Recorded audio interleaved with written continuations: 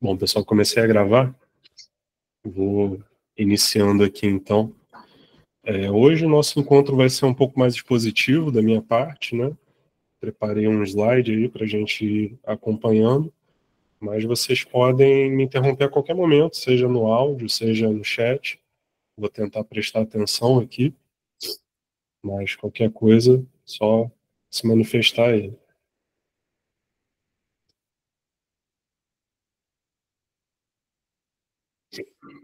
Deixa eu responder aqui o grupo.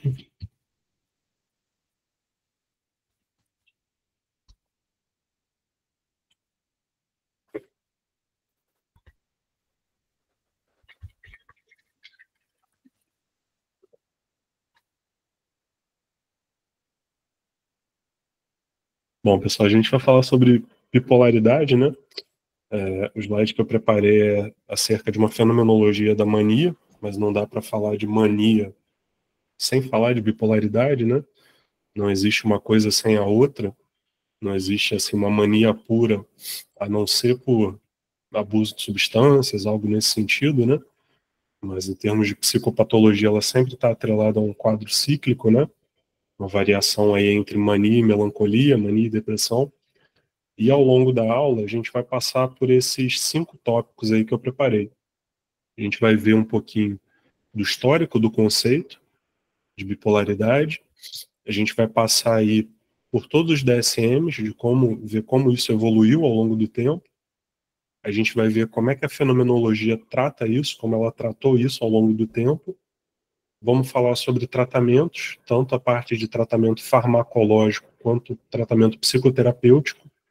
E vamos finalizar aí com alguns casos clínicos. Eu vou falar do caso Ilse, do Binswanger, e vou trazer uma referência literária, que não é bem um caso clínico, mas algo para a gente pensar, que é o livro O Duplo, do Dostoiévski.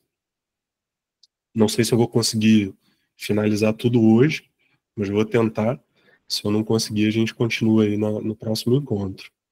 Lá no IFE eu não consegui terminar tudo, faltou a parte dos casos clínicos. Mas vamos lá, vamos ver.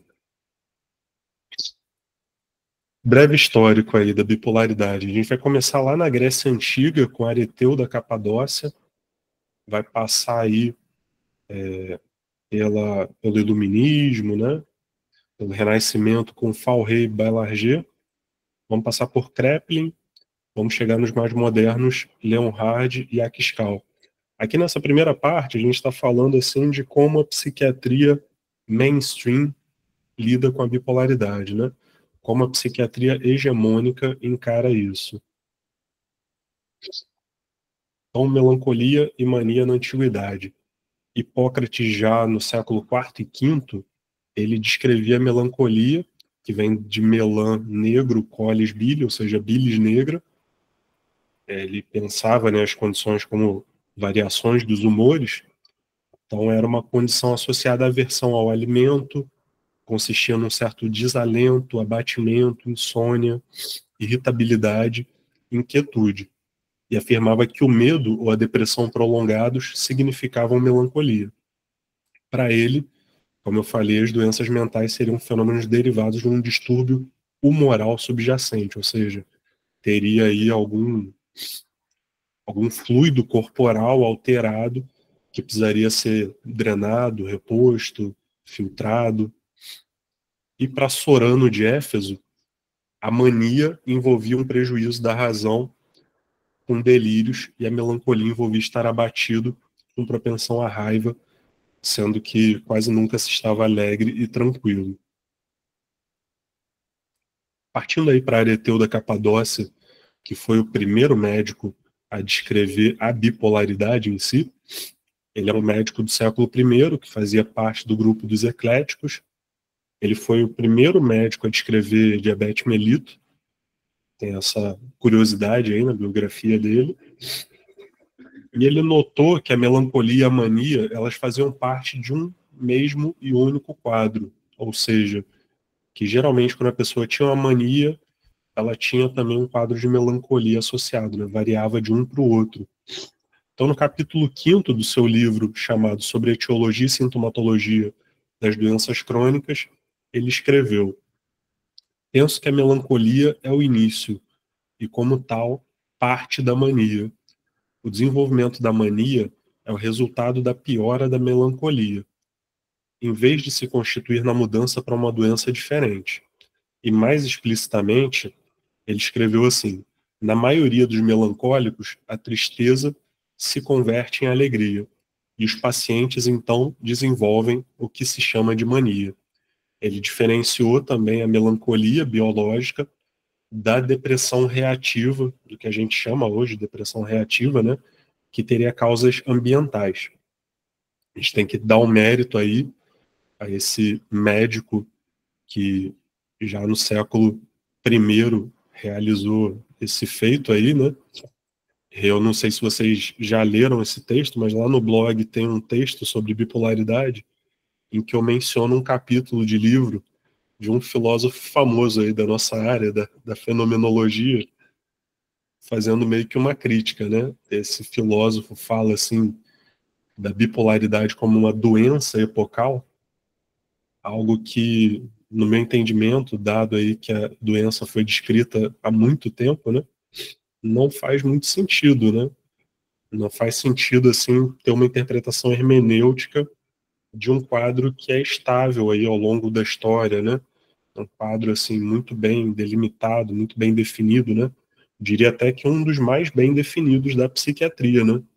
A gente sabe aí que a psiquiatria tem vários quadros mal definidos, vários quadros, assim, problemáticos, né?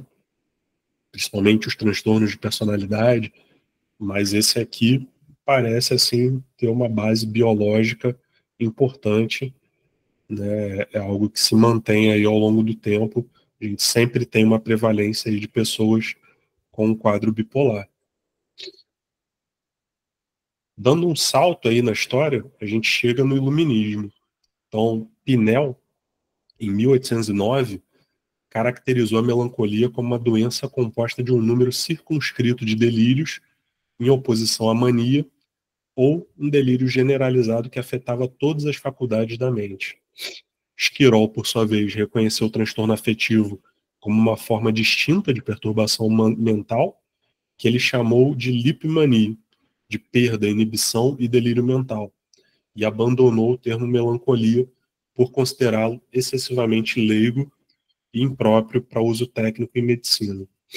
Com seu trabalho, houve a transformação da visão de desestruturação psíquica global para o conceito de uma forma de loucura parcial, cujo distúrbio primário estaria justamente nas emoções. Então aqui a gente começa a ter aí uma delimitação do que viriam a ser os transtornos de humor ou transtornos afetivos. No século XIX, a gente tem a figura de Fauré, da direita, e Balargé da esquerda, né? Um chamava de loucura circular, o outro chamava de loucura de forma dupla, e ambos estudaram e descreveram um fenômeno quase ao mesmo tempo. O conceito do Fauré, ele difere de Balargé, porque leva em conta os intervalos lúcidos entre as fases. Assim, mesmo fases de mania e depressão separadas por longos períodos de tempo integrariam o conceito de loucura circular. Ao contrário, Balargé não levava em conta os intervalos, mas apenas as fases que se sucedem imediatamente. Então a gente só teria uma loucura de forma dupla quando você tem a mania e a melancolia em sequência, né? Quando você não tem um período de eutimia, que seria o humor estável. A gente chega então em Kraepelin, metadezinha final aí do século XIX. Ele vai fazer a diferenciação clássica das psicoses em demência precoce e insanidade maníaco-depressiva, que é um dos nomes bem conhecidos aí para bipolaridade, né? Ele vai falar de múltiplas formas de insanidade maníaco-depressiva, que abrangia também estados depressivos, mania simples e os quadros circulares. Então a coisa vai se complexificando um pouco. Eu coloquei aqui essa tabela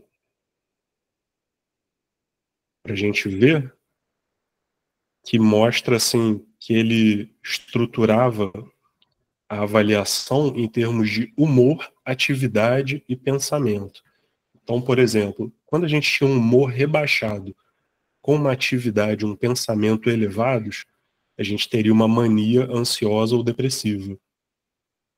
Quando a gente tinha um humor rebaixado, junto com um pensamento rebaixado e uma atividade elevada, a gente teria uma depressão agitada, que seria uma depressão com agitação psicomotora. Quando a gente tem humor elevado, atividade elevada e pensamento inibido, pensamento rebaixado, a gente teria uma mania com inibição do pensamento. Mania com que a gente vai ver mais na frente, que seria a fuga de ideias. Quando a gente tem o humor elevado, com pouca atividade, pouco pensamento, a gente teria um estupor maníaco. Quando a gente tem humor rebaixado, atividade rebaixada com pensamento elevado, depressão com fuga de ideias. E humor elevado, atividade rebaixada e pensamento elevado, uma mania inibida. Beleza? Aqui a gente começa a ver como a coisa é complexa, assim, como existem vários quadros, na verdade, né? Partindo aí para o Eugen Bleuler.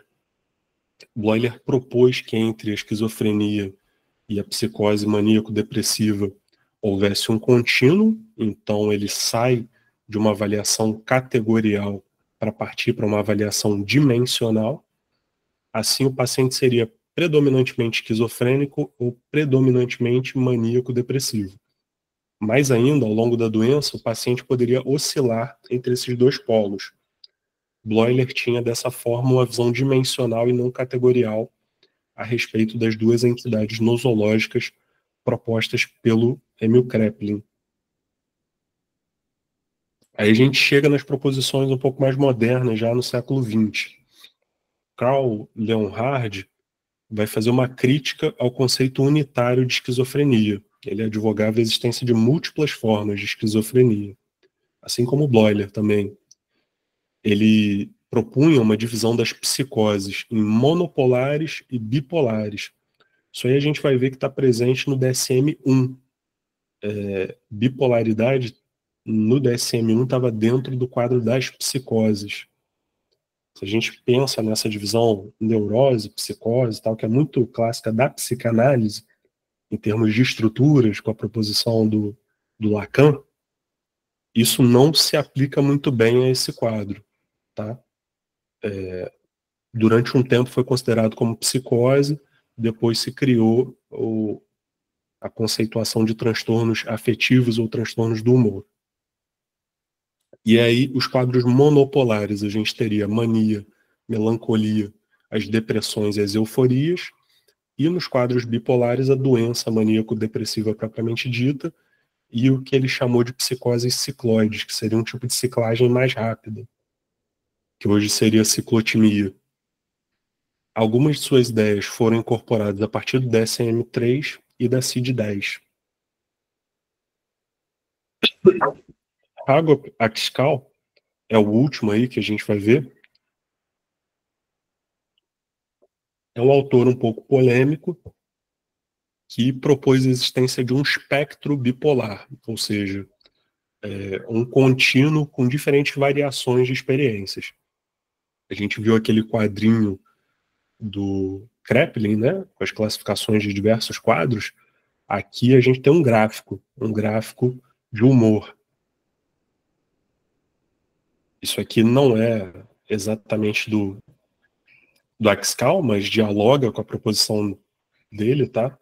Eu retirei dessa referência aqui, Bosaipo, Borges e Juruena, de 2017. Então, assim, quando você tem um humor muito elevado, você estaria num episódio maníaco. Quando você está num quadro de rebaixamento do humor muito intenso, você teria um episódio depressivo. Quando você tem um humor elevado, mas não tanto, você teria um episódio hipomaníaco. Não tem aqui, mas se você tivesse um humor rebaixado aqui, só até metade do caminho, né? Um humor rebaixado, mas não tanto, seria a distimia. E você pode ter, o que é mais complexo, um episódio misto, um episódio com características tanto de um quadro quanto de outro. Então você pode ter, por exemplo, negatividade, pensamento pessimista, característico da depressão, com a energia da mania, o que é extremamente perigoso, né? É um dos quadros assim que tem o maior risco de suicídio, são os estados mistos. Até aqui, alguém quer fazer alguma pergunta, alguma dúvida, alguma intervenção? A gente tá indo numa velocidade boa, tá sobrando tempo por enquanto.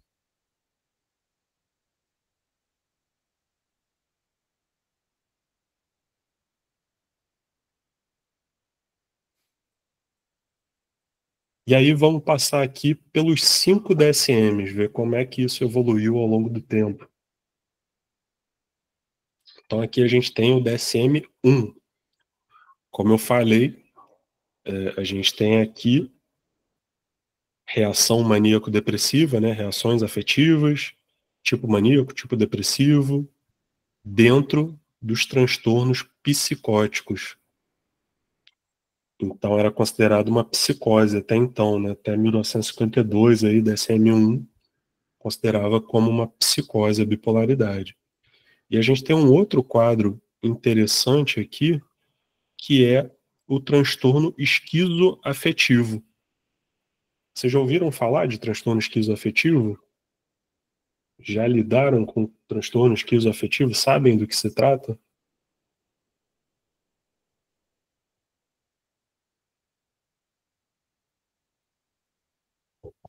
Transtorno esquizoafetivo, para mim, é um quadro que não deveria existir. Porque, assim, ele é, na verdade, um somatório aí da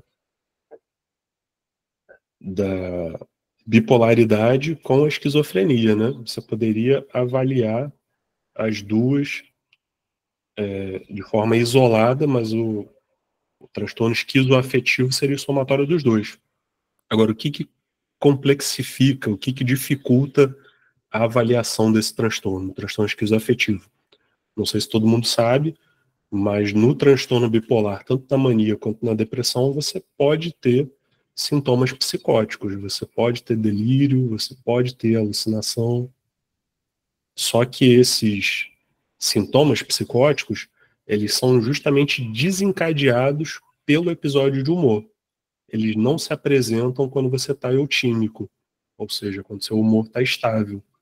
Só se apresenta no quadro de mania ou no quadro de depressão e geralmente são congruentes com o humor. O que isso significa? Se você está deprimido, o teu delírio vai ser um delírio de ruína, vai ser um delírio assim de humilhação, um delírio, né, de uma catástrofe iminente. Se você está em mania, o teu delírio vai ser um delírio de grandeza, né, algo nesse sentido. E as alucinações é a mesma coisa, né? Você pode ter, por exemplo, alucinações auditivas que na depressão são alucinações assim que te acusam de alguma coisa, te humilham, algo assim, né, dessa ordem. E na mania, o contrário, né? Elogios, falas que te deixam para cima. Então, em geral, é congruente com o humor. E o transtorno esquizoafetivo seria aquele em que você tem os sintomas psicóticos mesmo quando seu humor está estável, o que aí caracterizaria a esquizofrenia somada à bipolaridade. Beleza? Passando para o DSM-2. A gente tem aqui melancolia involucional ou involutiva, a doença maníaco-depressiva ou psicose maníaco-depressiva, tipo maníaco, tipo deprimido, transtorno esquizoafetivo, tipo excitado, tipo deprimido. Aqui na doença maníaco-depressiva também o tipo circular. Tudo isso estava dentro das psicoses não atribuídas a condições físicas listadas anteriormente, ou seja, psicoses sem causa orgânica. Então, o DSM-2 ainda mantinha dentro do quadro das psicoses. A gente está falando aí do final da década de 60 e início da década de 70. E aí, em 1980, a gente vem com a revolução que foi o DSM-3, que abandonou um pouco a ideia de etiologia, se afastou da psicanálise e trouxe algumas inovações. Também estendeu um pouco o tamanho, né? Estendeu bastante, na verdade. Aí a gente tem, dentro dos transtornos psicóticos, o transtorno esquizoafetivo, e a gente tem a classificação separada dos transtornos afetivos, sendo eles o transtorno bipolar tipo misto, tipo maníaco, tipo depressivo, a depressão maior, sendo episódio único ou recorrente, o transtorno ciclotímico, que seria um tipo de ciclagem mais rápida e que não fecha os critérios diagnósticos da bipolaridade, ou seja, as oscilações de humor são mais sutis. E a gente tem o transtorno distímico, também chamado de neurose depressiva, que seria assim uma depressão leve, porém muito estável, né? Assim, muito se mantém por um longo período de tempo.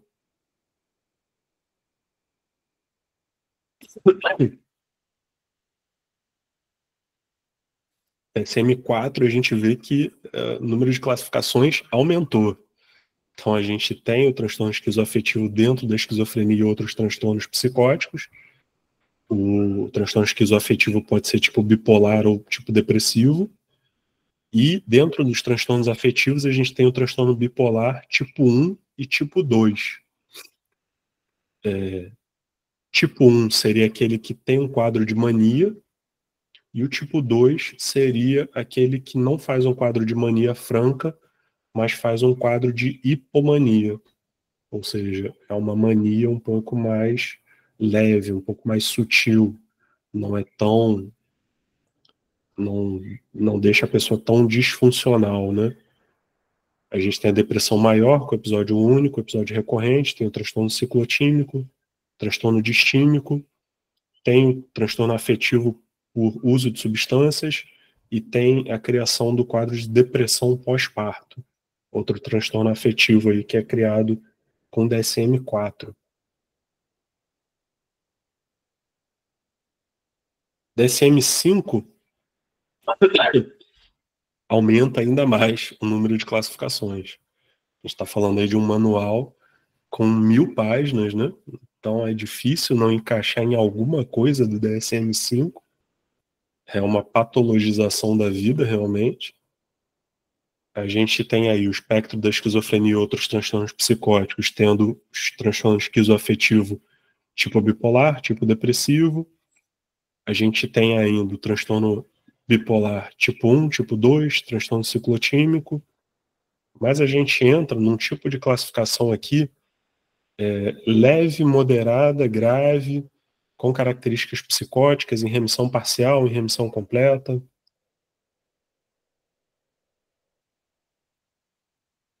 Né? Então, o número de classificações aqui varia muito porque as combinações podem ser várias, né? Nesse quadro aqui que eu estou mostrando. E na depressão, a gente tem a criação do transtorno disruptivo da desregulação do humor. Não me perguntem sobre isso. Não sei do que se trata. Transtorno depressivo persistente, que seria a distimia. A criação do transtorno disfórico pré-menstrual. Então, transtorno de humor ligado ao período pré-menstrual, a TPM. A gente tem o transtorno depressivo por uso de substâncias. E assim como na bipolaridade, a depressão tem a sua classificação aqui em leve, moderada, grave, com características psicóticas, em remissão parcial, em remissão completa, ou não especificado. Então, o médico aí precisa ser bem preciso na sua classificação pelo DSM-5.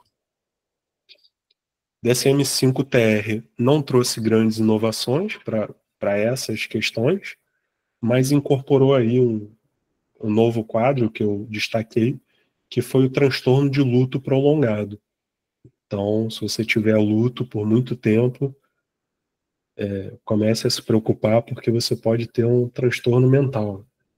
Passou de uma certa quantidade de meses, não sei de cabeça quantas são, se são 6 meses, mas é considerado um transtorno.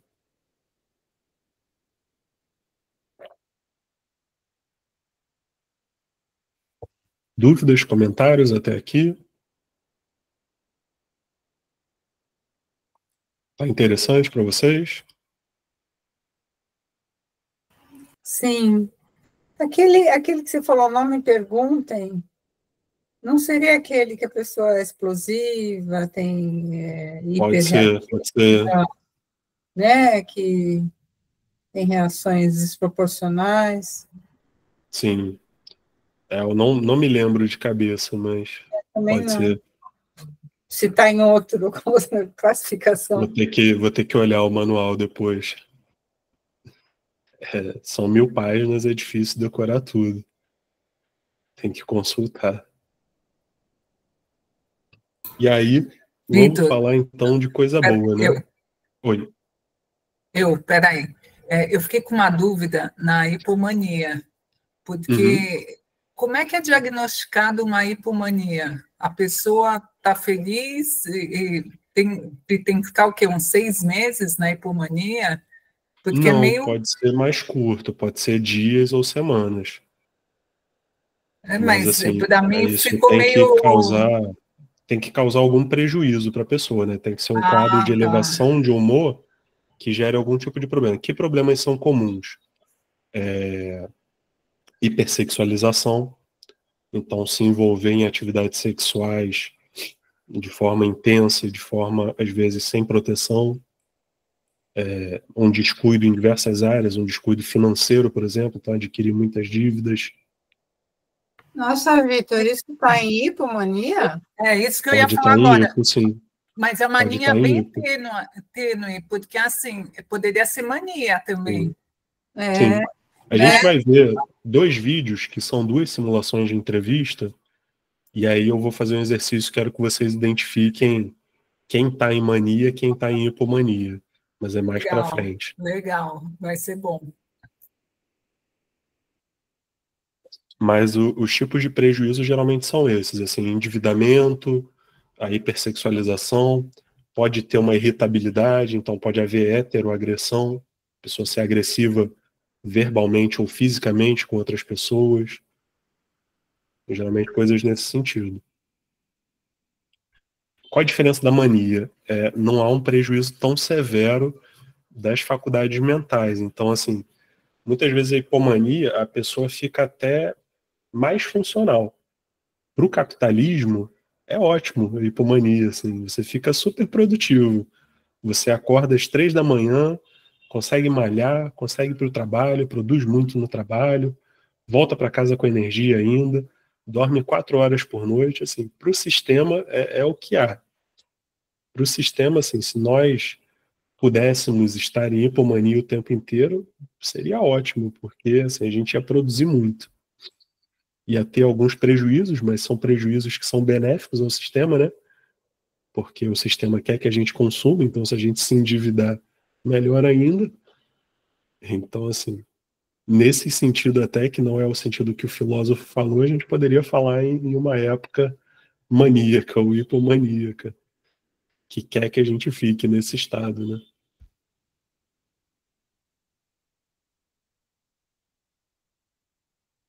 Mas agora vamos falar de coisa boa, vamos falar de TechPix, né? Vamos entrar na fenomenologia. Começando aí, não dá para deixar de falar, né? Do Karl Jaspers, com a sua psicopatologia geral. É um manual clássico, ele não é um manual nosológico, nosográfico, né? Ele não está dividido em doenças, em transtornos, mas ele é um manual assim de avaliação psicopatológica. Até hoje vale a pena a leitura. É uma obra extensa, mas uma obra bem interessante. Mas ele não fala muito sobre transtornos do humor, tá? Se você for buscar isso, não vai encontrar muita coisa.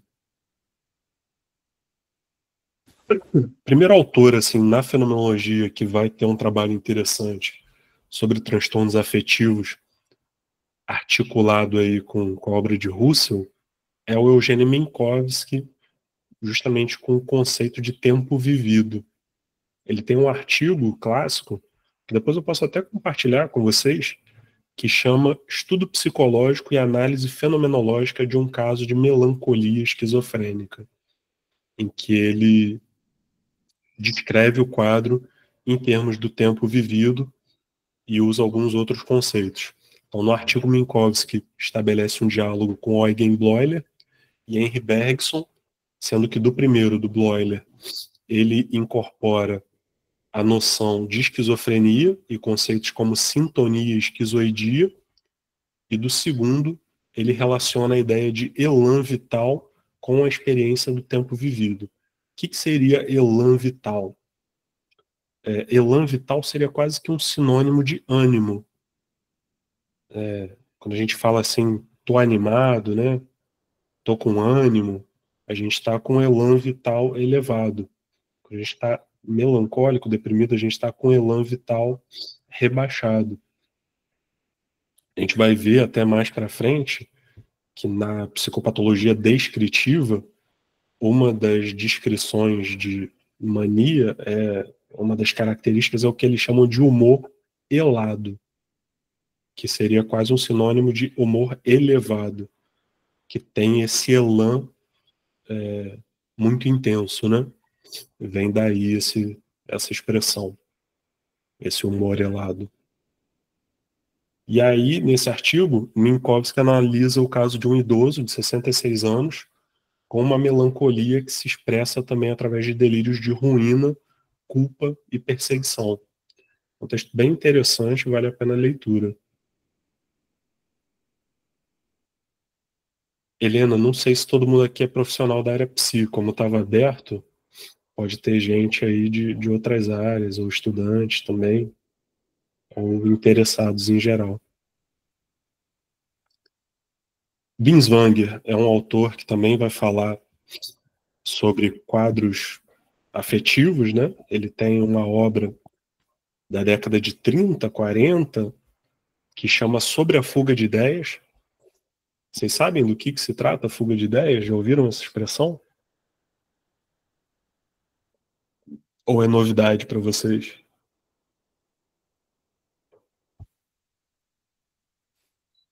Coloquei aqui a definição. Fuga de ideias é um tipo de transtorno da velocidade do pensamento, caracterizada pela variação incessante do tema do pensamento e uma dificuldade de atingir uma conclusão, e é causada pelo fato de toda ideia ser comprometida por uma nova ideia recém-formada, substituindo o objetivo do pensamento em curso pelo da ideia secundária. É caracterizado por uma fala atropelada e desorganizada. Então, imagina aqui que eu estou falando, né, de transtorno bipolar, de fenomenologia, e aí, de repente, eu estou contando uma história da minha mãe, e aí eu começo a falar de uma receita que eu cozinhei ontem, sabe? Uma troca incessante de motivos, uma troca incessante de ideias, um salto de uma para outra, sem que isso tenha um encadeamento lógico, sabe? O discurso fica desestruturado. Isso seria fuga de ideias. É muito comum na mania, mas pode estar presente também na depressão.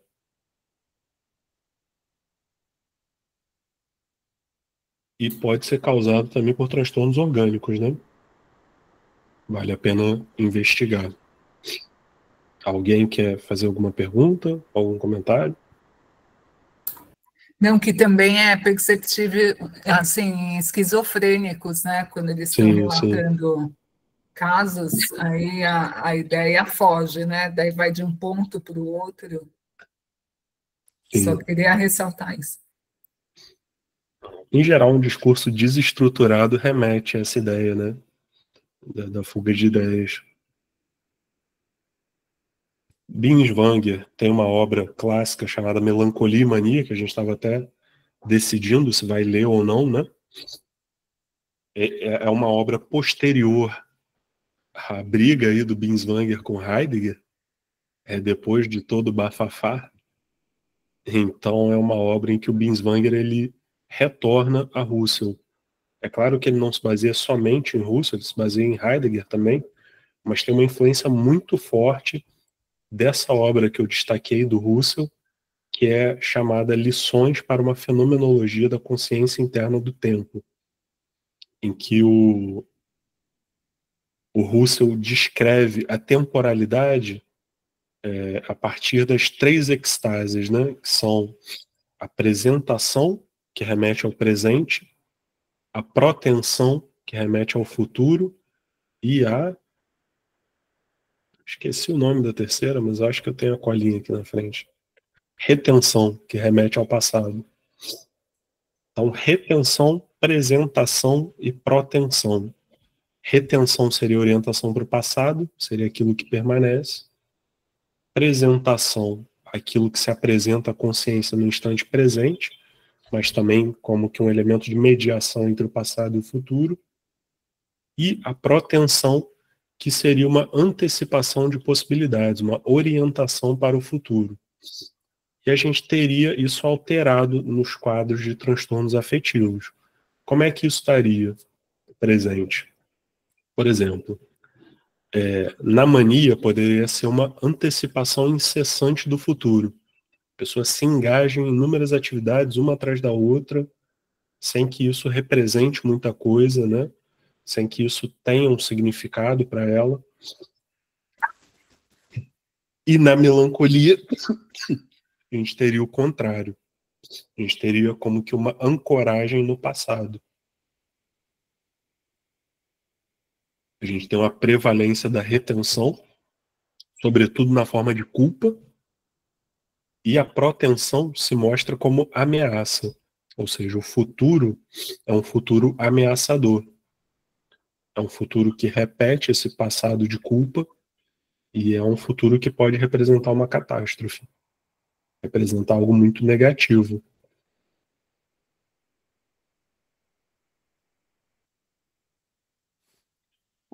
A gente tem uma obra clássica aí da psicopatologia fenomenológica que eu tinha separado aí como uma proposta para a gente ler, que chama O Paciente Psiquiátrico, do J.H. Vandenberg. É um psiquiatra não tão conhecido assim, mas vale muito a pena a leitura, porque o livro dele tem uma qualidade quase literária, assim. Tem uma certa descrição, assim, um colorido, sabe, nas descrições, que é muito bacana, assim, muito legal.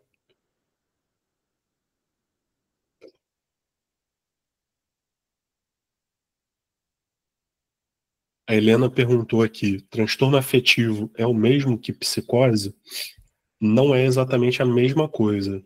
Quando a gente fala de psicose, a gente está falando de quadros que têm como característica a presença de algumas características, né, de alguns sintomas, sobretudo delírio, que seria uma crença sem fundo, na verdade, na realidade, né? Uma crença muito forte, muito arraigada, sem nenhuma origem assim clara, que pode estar errada, e alucinação, que seria assim, sensações corporais que também não têm lastro na realidade. Ou seja, ouvir vozes, ver coisas, ver pessoas, isso seria psicose. Agora, transtorno afetivo seriam aqueles transtornos em que o seu afeto está modificado. Então, seria a mania, a depressão, né, a bipolaridade, seria quando o seu humor ele está diferente do normal. De uma maneira patológica, né? Porque a gente sabe também que as variações de humor são naturais, normais de qualquer ser humano. E aí eu trouxe aqui uns trechinhos do Vandenberg quando ele descreve depressão e descreve mania. Então, ele descreve assim, para o paciente endógeno depressivo, ou seja, que tem uma depressão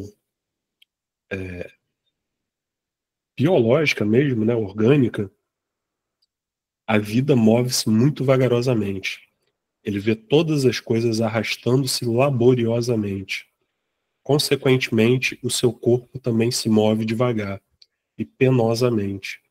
O mundo parece murcho e sem vida, e por isso o paciente sente-se cansado, aborrecido e inativo. Ele chega a descrever uma pessoa andando pela rua, uma pessoa com quadro depressivo, e ela olha os prédios, parece assim que os prédios vão se fechando sobre a pessoa. Parece que eles vão se fechar no céu e vão ruir, vão cair sobre a pessoa. Então, esse é o tipo de sensação no campo da espacialidade, por exemplo, que é algo que o Binswanger explora. Minkowski explorava muito a temporalidade e o Binswanger já explora os dois, já explora tanto a espacialidade quanto a temporalidade na descrição psicopatológica dele. E o Vandenberg diz assim: para o paciente que sofre da vivacidade mórbida de uma mania, a vida transcorre facilmente, não há obstáculos, tudo ajuda aos seus movimentos e, por conseguinte, ele se move depressa e facilmente. Seu mundo é bem vivo, colorido e fresco. É por isso que se sente vivo e disposto. Sente-se tão leve que quase pensa poder voar. E algumas pessoas em mania realmente pensam que podem voar. São capazes assim de pular pela janela porque acreditam piamente que são um super-herói. Helena perguntou aqui no chat. Então, esquizofrenia está em psicose? Bipolaridade em transtorno afetivo, certo? Exatamente, é isso. Esquizofrenia é é um dos diagnósticos que se enquadra dentro das psicoses e a bipolaridade dentro dos transtornos afetivos. Falando de um autor um pouco mais recente, a gente tem o Arthur Tatossian, um psiquiatra francês. Tem esse livro clássico, Fenomenologia das Psicoses, que inclusive o Edições Hífen está reeditando.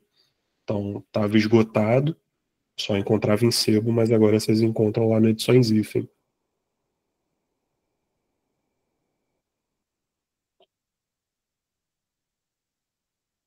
Tatossian, ele vai falar da melancolia como um definhamento do vivido, como uma alteração no tempo vivido, como uma existência no vazio.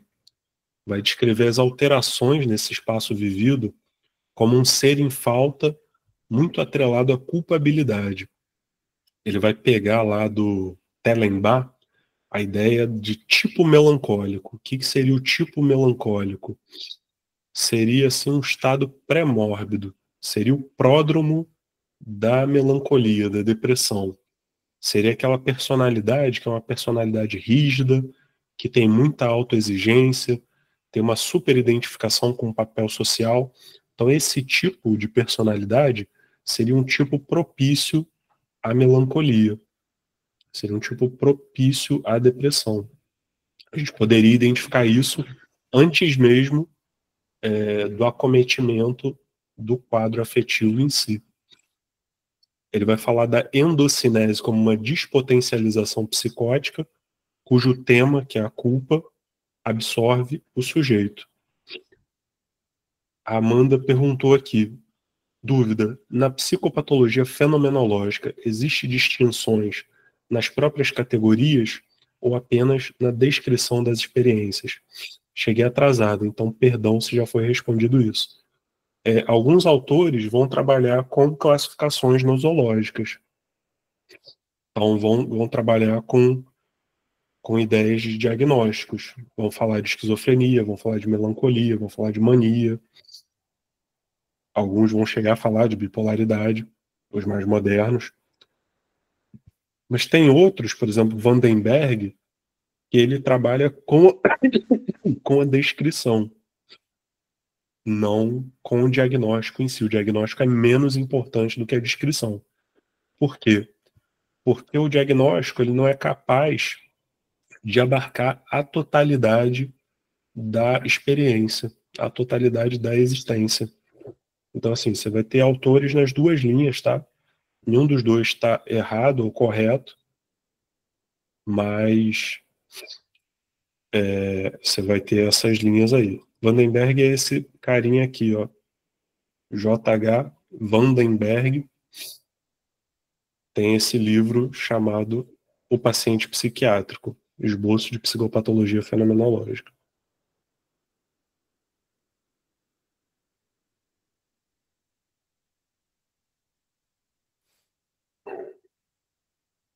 Endocinese.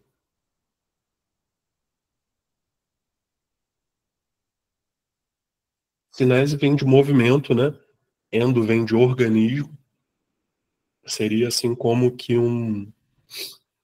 uma agitação interior, né? Mas em que há uma certa despotencialização psicótica vinda desse tema da culpa. Então, assim, seria uma agitação muito grande promovida por uma ideia de culpa, por uma ideia de ruína. Então, sabe aquele paciente depressivo assim que acha que fez tudo de errado, que cometeu um grande crime, que assim fez algo assim que ele vai ser punido? Ele tem uma agitação, ele tem isso tira ele do prumo, mas a origem disso é um sentimento de culpa. Isso seria essa ideia da endocinese aí para o Tatosian.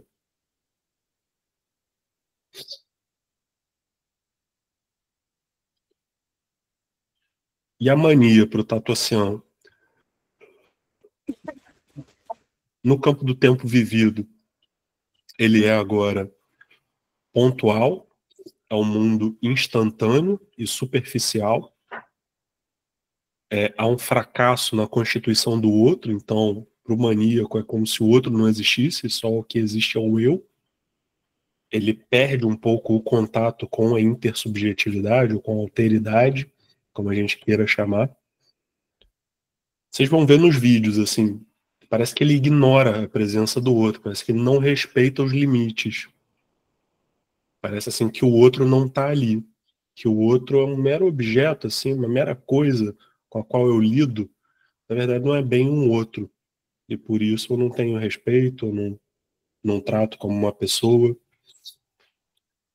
Tatosian vai falar na mania da fuga de ideias, que a gente já viu. E lá do Tellenbach ele vai pegar também a ideia do tipo maníaco, que seria aquela personalidade que tem maior capacidade de romper limites e a remanência, ou seja, romper com o já estabelecido. E ele vai falar de situações pré-maníacas, que são as situações de sobrecarga ou pressão que provocam uma liberação explosiva da mania.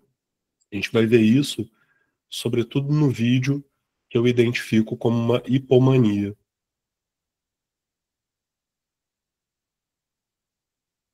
Aí eu peguei aqui uma referência mais atual, em português, que a gente tem disponível, que é o Fundamentos da Clínica Fenomenológica do Guilherme Messas e da Melissa Tamelini, lá da Santa Casa de São Paulo. É um livro bem bacana, assim, muito bom para psicopatologia. E se vocês quiserem assim um texto que resuma bem o que eu estou falando para vocês hoje, eu recomendo ler os capítulos de Melancolia e Mania desse livro, dessa obra. São boas referências. E aí a melancolia para eles é entendida como uma condição endógena, ou seja, orgânica, e tradicionalmente inserida no campo das psicoses agudas afetivas, marcada pela inibição e definhamento da vitalidade, caracterizada primordialmente pela perda da harmonia e ritmicidade que conectam o indivíduo ao mundo. A mania, por outro lado, historicamente também tem suas raízes em descrições antigas, mas a psiquiatria moderna, influenciada por Kraepelin, a integrou a psicose maníaco-depressiva, que envolvia períodos de mania e melancolia, com subformas clínicas e transições menos claras. Bloiler via a doença maníaco-depressiva e esquizofrenia em um contínuo, como a gente viu. A psicopatologia fenomenológica busca evidenciar a essência e a estrutura do fenômeno da mania, indo além da descrição sintomática superficial. E aí eu coloquei aqui um gráfico um desenho para a gente pensar a centralidade da afetividade na psicopatologia fenomenológica. Então, eu coloquei aqui cada dimensão que a gente pode ter em termos avaliativos na psicopatologia fenomenológica e como tudo isso pode ser alterado pela afetividade. Como uma mudança nos afetos, na verdade, muda a tua vivência da espacialidade, da temporalidade, da alteridade ou intersubjetividade, da corporeidade, da linguagem e do discurso e dos valores e sentidos. Como é que altera a espacialidade? A gente viu isso na descrição, por exemplo, do Vandenberg. A espacialidade do melancólico é de um espaço restrito, de um espaço constrito, de um espaço ameaçador, de um espaço fechado, de um espaço escuro, lúgubre. A espacialidade do maníaco é de um espaço expandido, de um espaço sem limites.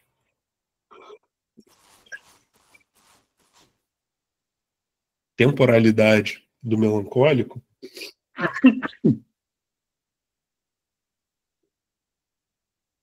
é uma temporalidade centrada no passado, que tem muita culpa. Temporalidade do maníaco é aquela que se projeta sempre para frente. Alteridade. O melancólico vê o outro como superior ou como ameaçador. O maníaco não vê o outro, ignora o outro. Corporeidade.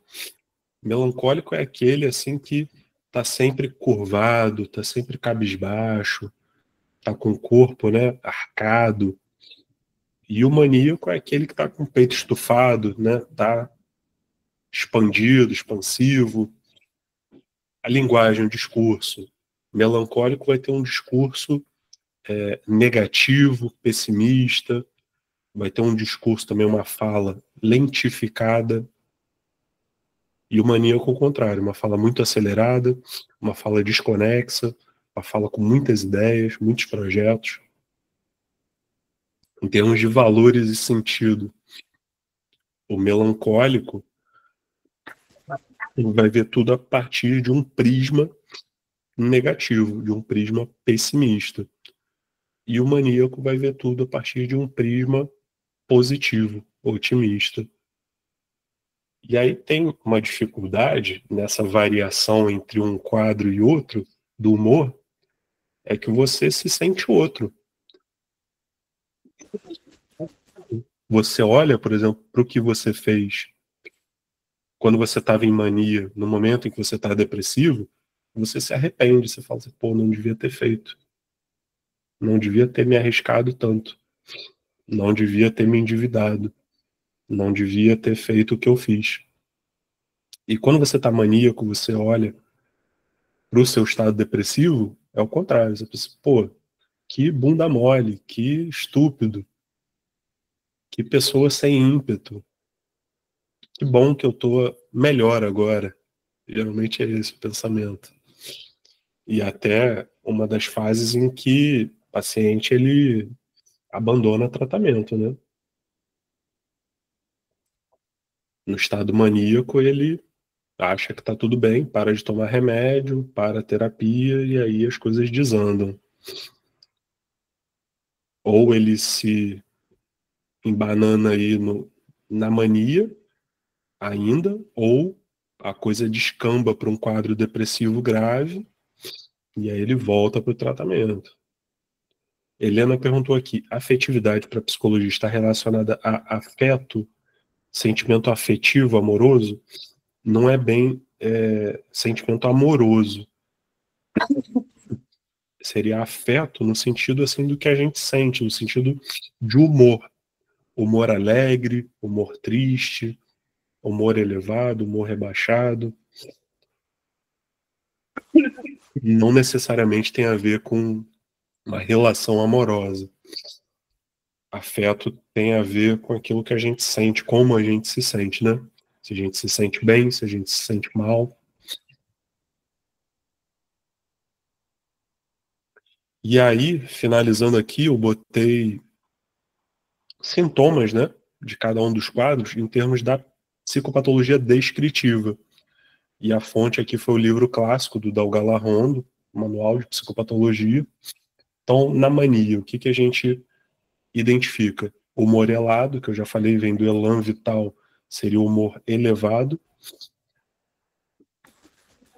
Aumento da autoestima, diminuição da necessidade de sono, loquacidade, a pessoa tem uma pressão por fala, né? Quer falar muito, quer falar sem parar. Logorreia também, nesse sentido. Pressão para falar, alterações formais no pensamento, distraibilidade. Se você aplica um teste de atenção na pessoa maníaca, ela vai muito mal. Aumento de atividade dirigida a objetivos. Isso, sobretudo, no quadro de hipomania. Então, a pessoa elabora muitos projetos. Eu vou fazer isso, aquilo, vou conquistar. Envolvimento excessivo em atividades potencialmente danosas. Outros sintomas incluem labilidade afetiva, ou seja, um humor que varia muito, agitação, arrogância, heteroagressividade, desinibição social e sexual. E na depressão, o que, que a gente tem? A gente tem tristeza, tem choro fácil, apatia, irritabilidade, tem desânimo, anedonia, lentificação, pessimismo, ruminações, ideias de morte, pensamentos suicidas, fadiga, insônia, diminuição da libido. Pode ter um aumento ou uma diminuição da ingestão de alimentos, ou seja, do apetite, uma autoestima diminuída, vergonha, culpa, déficits de atenção também, mas diferentes do quadro da mania, déficits de memória, dificuldade de tomar decisões e o que a gente pode chamar de uma pseudodemência depressiva. A pessoa que está muito deprimida, ela pode apresentar sintomas como se ela estivesse demenciando. Então, perder um pouco a orientação, não saber muito bem identificar as pessoas, ter um discurso confuso. E aí eu trouxe o vídeo aqui. Eu queria só que vocês me falassem, colocassem no chat ou falassem por áudio, se o som está chegando para vocês. Pelo jeito que eu compartilhei aqui, eu acredito que sim, vai chegar o som. Valeu, Guilherme, até mais. Mas vocês me avisem aí.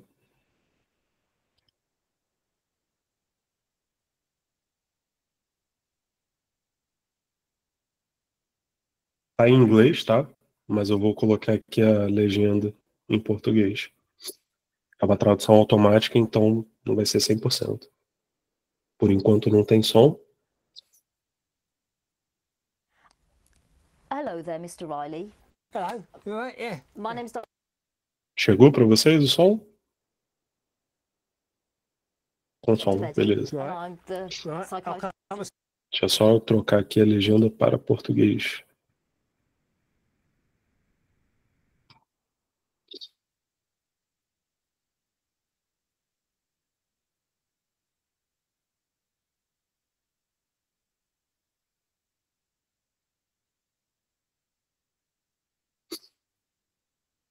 I see you because my GP sent me to see you, didn't Yeah, he? She said, yeah. come and see a trick cyclist because then you'll be right. Come and see her. Trick cyclist, psychiatrist, yeah. tri- You- oh, you right, must know okay. that one. Yeah, he said, come and Yeah. see you because you have time to listen to me. Yeah. He's not had time to listen to me, you see, because Okay. he's a GP, he's a doctor, Right. but I don't think he's very clever. Can I just He's put- not very clever because he's not. Okay.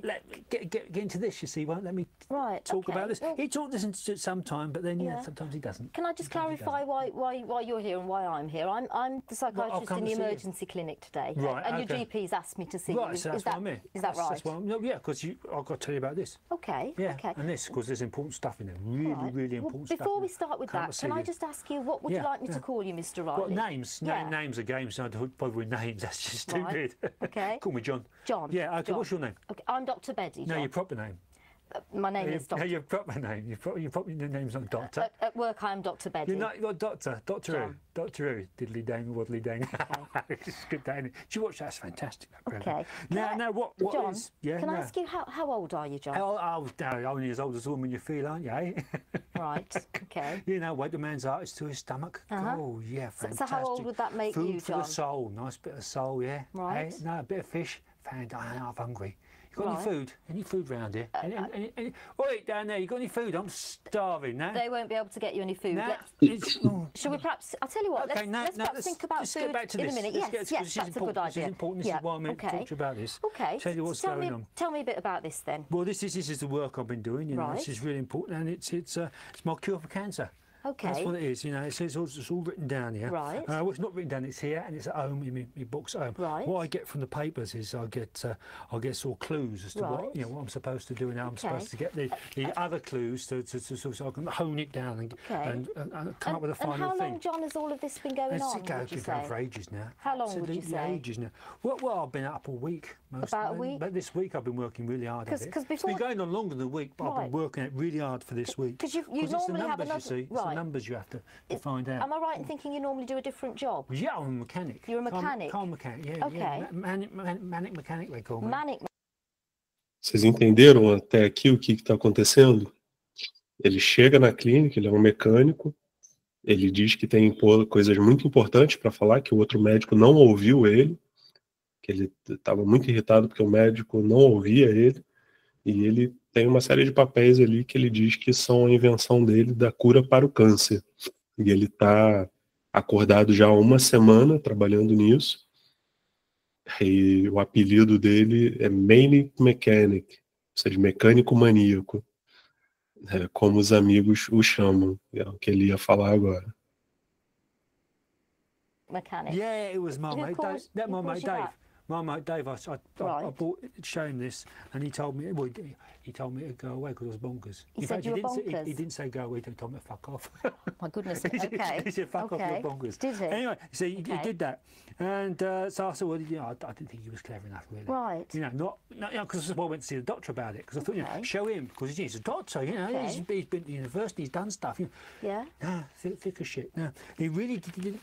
He said didn't have time. I thought, how can you not have time to hear about the cure for cancer? Right. You know what I mean? Okay. Yeah. So that's why he sent me to see you because I'll tell you all about it. Okay. Well, tell me about it then. Okay. Tell me what's Right. Well, going on. I've got my various bits and pieces here, and I find things in the papers like the football results. You see, they need adding together, and then I have to find some other information on this page. There'll be some pages and page numbers. I have to add those together and take it away from what's on there. Yeah. Right. So that's how I do that, and then what does that number do then? You find other things. That number corresponds to numbers I've got on me. On my chart, I've got a big chart on my wall, and I find that number, and then that adds up to something else. And it's all there. I mean, that's really good. I'm going to get one of those. What's that? That's really good. That's a phone. It does the internet and everything, so I'll be able to find out more stuff. Right. You know, that way when I'm out and about. But that's and there's numbers. You see, I'll use those numbers there. Right. You know, they need adding up and taking away from something. And John, else. when you've done all this with all the numbers and the chart, where will that leave you? What is it you're headed for? Well, it's the cure for cancer, isn't it? That's Cure what it for is. cancer. Cure for cancer. Okay. Yeah. How's that going to work then? Well, how it works is God tells me, that I'm doing a really good job, and how great I am, and how fantastic it is. I'm working at this, and I just keep going at it. I don't stop. Okay. Yeah. Can I just take you back a step? Yeah, you sure. said God tells you. God tells me. Can you tell me a bit more about that? Well, he tells me. He just talks to me. He talks. He talks to me. He tells me, I'm doing a really good job, and I'm fantastic. So God really talks to you. wonderful, and I'm great. I'm doing. And when doing God I have to show this to people. Right. That's why I'm coming to show you. And John, when God talks to you, can I just clarify this with you? What? Does he talk to you like I'm talking to you, with the voice coming through your ears, or does it feel more Voice like... doesn't come through your ears, comes out your mouth. Voice comes out your mouth and goes in your ears. That's right. Yeah, I'll get straight. You should know that because you're a doctor as well, aren't you? So you should know these things. And is that how the voice seems to you, I hear him in John? my ears You because hear that's him in what your I'm used to ears. hearing, Right. and he talks to me with his mouth because So the voice that seems to come through your ears rather than inside your head. It's quite loud because he's a big bloke. He's a big. Is he a big bloke? He's a big bloke, yeah, and he's got a big beard. What's he like then? Well, he's a big bloke, big beard, yeah. I called him Beardy once. He didn't like that. He got right up. Oh, Christ, he got right up. Called him Beardy. Okay, I can imagine. Yeah. And what kind of things? I just call him Sir. You call him Sir? He likes to be called Sir. Okay. Yeah. And what kind of things when he's talking to you? What kind of Bom, o vídeo é longo, mas acho que não precisa passar tudo, acho que deu para entender, né? Ele diz que Deus falou com ele, inclusive meio desrespeitoso com Deus, assim como ele é com a médica. E aí eu queria perguntar para vocês, o que que vocês acham? É um quadro de hipomania ou um quadro de mania, nesse caso? Mania, né? Mania, Seria também achei mania. loucura de ideias, Bem grandeza, discurso louco. improvisado, uma fala muito acelerada. Bom, vamos ver o outro vídeo aqui para comparar, para ver se o outro é mania ou hipomania. Esse aqui já está em português. Aí se o áudio estiver baixo, vocês me avisam que eu aumento um pouco.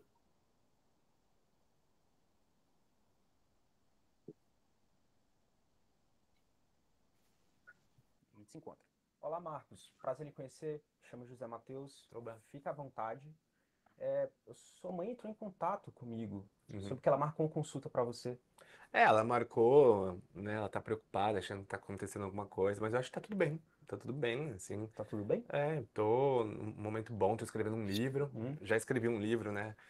Em 5 dias, mas agora tô escrevendo um que vai ser um sucesso também. Isso daqui é modelo industrial, essa sala, né? É industrial, isso mesmo. Né? Eu conheço. Pegou bem. Eu trabalho com design de interiores e aí eu tô fazendo uma coisa parecida, assim. Mas industrial, sabe, né? Não é daquele filme lá. Qual filme? Do Chaplin, Tempos Modernos. Não tem nada a ver com isso.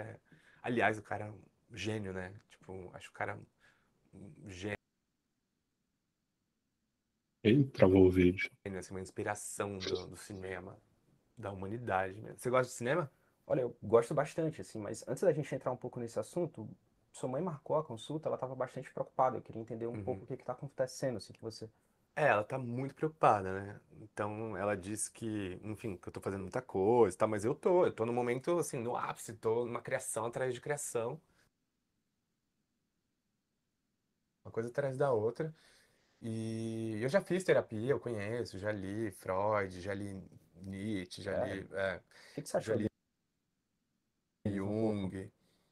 Meu, na época eu achava difícil, assim, mas agora eu tô mais maduro, tô inteligente, então sei lidar com isso, assim, mais. Você é um cara mais intelectualizado, assim, pelo que eu tô percebendo. Eu queria saber um pouco mais de você. Quantos anos você tem? Eu tenho 30 anos, embora não pareça, né? Entendi. E você trabalha, você estuda, o que que você faz um pouco? Então, eu terminei o colégio faz tempo, aí eu fiz administração, fiz o ano, eu não curti, aí eu queria fazer humanas, aí prestei filosofia, e aí eu gosto dos grandes, assim, né, tipo Kant, Santo Agostinho, os gigantes, são os meus favoritos. E aí eu comecei a trabalhar como tradutor e aprendi 4 línguas, né, eu falo Nossa. inglês, espanhol, italiano e francês, e falo português São também. muitas línguas, né? Então eu falo 5 línguas. E aí eu comecei a trabalhar como tradutor nessa editora. Só que eu não estava curtindo muito, porque o trabalho de tradução não leva a lugar nenhum, né? Então eu fiquei pensando, eu queria fazer uma coisa mais autoral, fazer uma coisa minha. Aí foi aí que eu tô me dedicando ao livro, que chama Pós-Verdade na Pós-Contemporaneidade. Uau, que título É. legal, assim. Legal, né? É bem diferente, pelo menos. Fiquei com a impressão que você tá fazendo muita coisa ultimamente. Você acha que eu tô fazendo muita Tô coisa? errado. É muita coisa pra você, né? Desculpa, é que você falou aí também um pouco com minha mãe. Minha mãe sempre fala assim pra mim, que tô fazendo muita coisa e que eu não faço nada direito. Desculpa aí. Tudo bem. E além da sua mãe, você notou que alguém tem dito isso pra você? As pessoas lá no trabalho, elas falam isso, assim. Ah, é? Eles falam que eles não conseguem me entender, que eu preciso me explicar, então tem um pouco isso. Mas tem um pouco do 50 Cent, né? Então, se eu falo rápido, escuta rápido para entender, né? E tem um chefe também, que ele não compra muito as minhas ideias, ele não gostou dessa ideia do livro, por exemplo. E aí eu resolvi levar o livro pro dono da editora. Mandei e-mail para ele, mandei umas mensagens, só que ele nunca respondeu. E aí esse chefe, eu saquei que ele tava querendo, né, me demitir e tal, só que aí eu pedi a demissão antes dele, fui mais rápido que ele. Você tá mais ligeiro, então. Não era pra trabalhar lá. não merecia. Mas assim, você tá sem emprego agora, você não ficou um pouco triste com isso? Minha mãe ficou triste. Eu não, eu sinto que eles não me mereciam mesmo. Bom, já que você tocou no assunto da sua mãe, quando ela me mandou mensagem, ela falou que estava bastante preocupada porque ela falou que você estava dormindo muito pouco. Mentira, não. É a mais pura mentira. Mas você tem dormido ou não? Ah, eu durmo umas 3, 4 horas por dia, assim. Porque eu tô me dedicando muito ao livro, né? E aí eu também faço muitos cursos, assim, no horário que eu tenho para fazer à noite. Entendi, então, mas assim, se você tem dormido 3, 4 horas, você se sente cansado no outro dia? sinto um pouco, mas é o que eu tenho, né? É o tempo que eu tenho.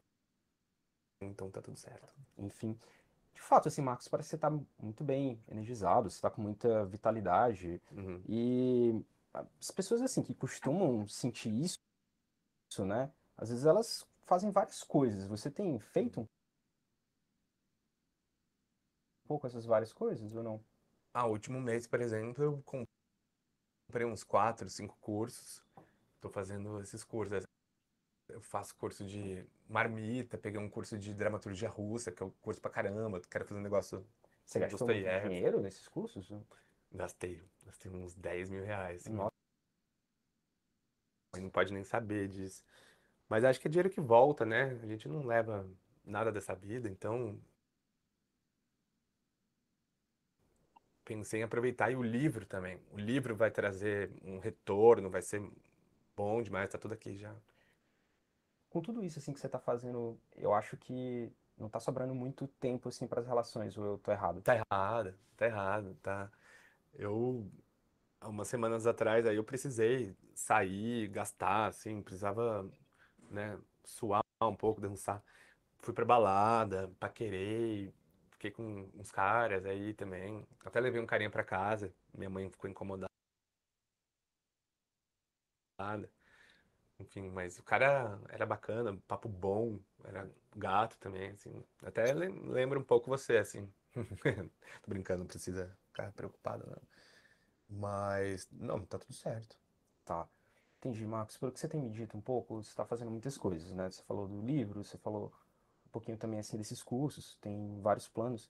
Uhum. E só para entender, assim, você tem sentido que as coisas estão um pouco mais fáceis, mais leves de fazer? Acho que tá tudo bem, acho que tá tudo mais leve, sim.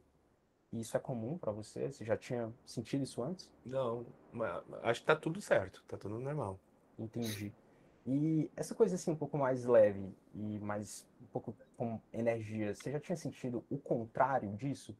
Sensação que as coisas ficaram muito difíceis de serem Já, realizadas? teve uma outra vez, sim, que tive uma entrega e era um trabalho de uma tradução de uma filosofia estoica e aí foi um trabalho muito puxado e que foi uma demanda muito grande. Aí depois eu fiquei um período assim sem querer sair de casa, sem querer socializar, sem gastar energia para entender as pessoas, entendeu? E aí minha mãe reclamava até que eu ficava em casa muito e foi um período aí que eu não queria sair da cama, do sofá. Parece muito ruim isso. Você lembra quanto tempo ficou assim? Acho que foi uns dois meses, assim, mas depois tudo voltou a ser como era. Tá. Olha, Marcos, muito obrigado assim pelas informações. Eu acho que no estado que você tá, talvez não possa ser muito o seu natural, tá? Uhum. E até para a gente ter uma certa noção do que a gente vai fazer e compreender um pouco mais a sua história, talvez eu precise da ajuda da sua mãe.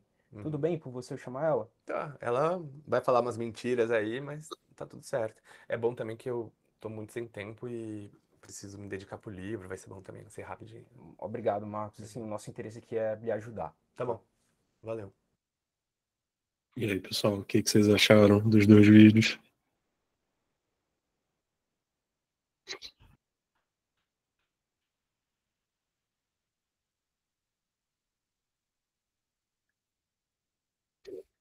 Esse segundo eu achei eu achei esse hipomania, né? Ele está num estágio de hipomania, seria isso? Não sei.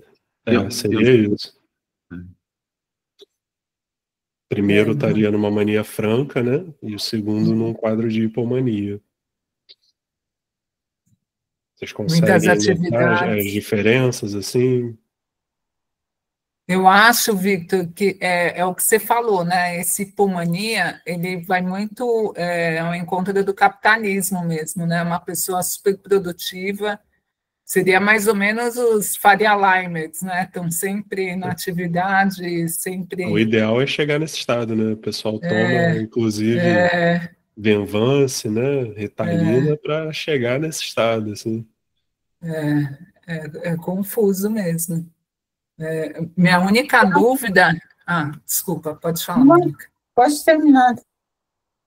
Não, minha única dúvida é de traçar um diagnóstico, porque às vezes a pessoa pode estar mais envolvida num trabalho ou mais animada Isso é uma avaliação mesmo. cuidadosa mesmo. E aí eu acho que a gente tem que tomar esse cuidado, né, como psicólogo, enfim, profissional da área, para não sair mesmo diagnosticando um estado ali temporário, né? Que às vezes a pessoa realmente está mais animada, né? Mais produtiva, né? Tem esses momentos na vida. É um tipo de quadro que requer cuidado e que, em geral, demora um tempo para você diagnosticar, porque você precisa ver a variação, né? Você precisa ver qual é o estado normal da pessoa, como é que ela fica em eutinia, como é que ela fica quando está deprimida, como é que ela fica quando está em mania, hipomania. E aí a minha dúvida também é se necessariamente tem que cair para uma depressão, para uma melancolia, para ser diagnosticado. Assim, teve um quadro de mania ou de hipomania, atualmente já é o suficiente para diagnosticar bipolaridade. Tá? A ideia é que não existe mania pura. Então, assim, a ideia é, tipo, fica atento, porque em algum momento vai ter depressão. Pode demorar, pode, enfim, mas... Em algum momento, aquele estado decai, né? Decadente. Tá. Até porque, assim, é um estado que te coloca no limite. Parece que teu cérebro está fritando, assim, é muito, muito pensamento, muita agitação, muito... Então, chega um momento que isso extenua, né? Mas eu noto que isso está muito comum mesmo. A pessoa às vezes quer falar, daí fica um choque, né, um ruído ali na comunicação. É bem da modernidade, da contemporaneidade mesmo, esse Mas aí junta com outra coisa, que é o fato da gente não estar aberto para ouvir o outro, né? Junto com outras questões aí da contemporaneidade. Verdade. Por isso tem que ficar atento, porque não é fácil, né? Assim, pelo menos para mim, identificar, né? Porque, tipo um paciente clínico mesmo, eu estou falando, porque eles têm necessidade de falar, e às vezes falar muito assim, porque não tem quem escute mesmo. Sim. Então tem que ficar com esse olhar. Legal, Victor, obrigada. Pode falar, Mônica, desculpa. Não, imagina, é porque tem experiência com um familiar, que é a questão de ter, por longos períodos, ter sido tratado como uma depressão, né? E aí acaba sendo iatrogênico, né? Porque não, mas assim, o antidepressivo precipita o quadro maníaco, né? Então, mas aí é aí que eu questiono a hipomania, sabe, Vitor? Porque a pessoa se colocava como se fosse autímica, né, na hipomania, porque se sentia muito bem. E sem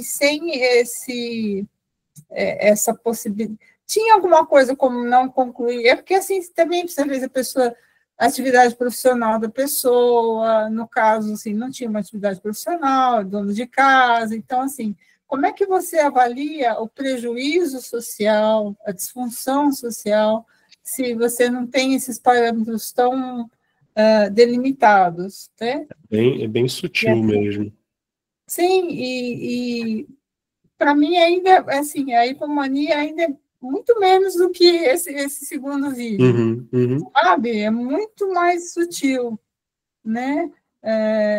Na maneira de organizar a própria rotina, né? E, assim, você acaba, as pessoas do convívio até não acabam percebendo, porque não fica 2 noites sem dormir, né? Ou dorme 3 horas, reclama de não estar dormindo bem, inclusive, quer dizer, é muito sutil mesmo, né? E a coisa também que eu queria que você talvez comentasse, da ciclagem, né? Porque a gente fica esperando, né, para ver o que é a eutimia dessa pessoa, e às vezes...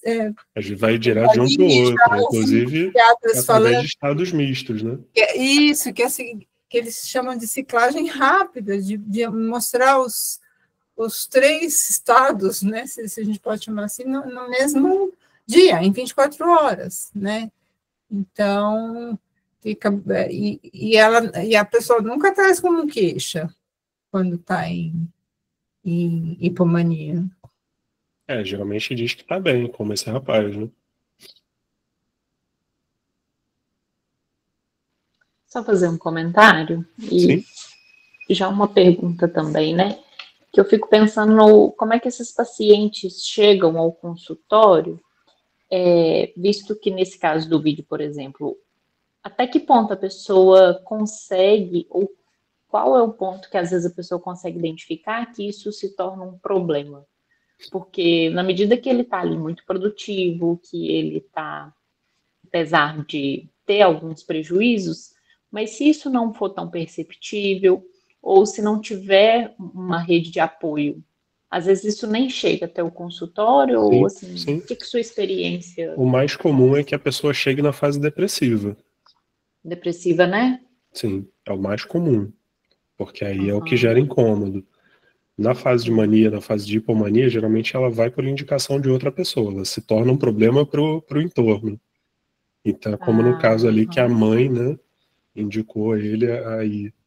E acho que no primeiro também, né, os amigos chamavam ele de maluco e tal, foi o médico que indicou para psiquiatra. Então, geralmente chega por indicação, né, nesse tipo de momento. Porque a própria pessoa não se preocupa muito. Pois é, eu fiquei pensando nisso, assim, porque vai que ainda não apresentou nenhum episódio depressivo, mas aí tá tendo esse incômodo no entorno. Você sabe ou já acompanhou pacientes que foi assim por indicação, se eles têm adesão ao tratamento? Porque parece ser algo mais difícil. É difícil a adesão, tá? Dependendo do quadro de mania, se for uma mania muito aguda, pode ser, inclusive, necessária internação involuntária, né? Entendi. Era só isso mesmo. Quando coloca risco, né? Risco físico, né? Integridade. Sim. Risco a si, risco a outras pessoas. A Jaque Amaral perguntou aqui, o vídeo será enviado? Esses vídeos aí do YouTube eu posso depois botar no grupo os links, tá? E a Ana Carolina perguntou, no primeiro caso há também delírio religioso, não? Além da mania. Assim, não sei se chegaria um delírio religioso, né? O tema não é tão religioso assim. Ele diz que conversou com Deus e tal, mas não tem uma temática assim tão forte, né?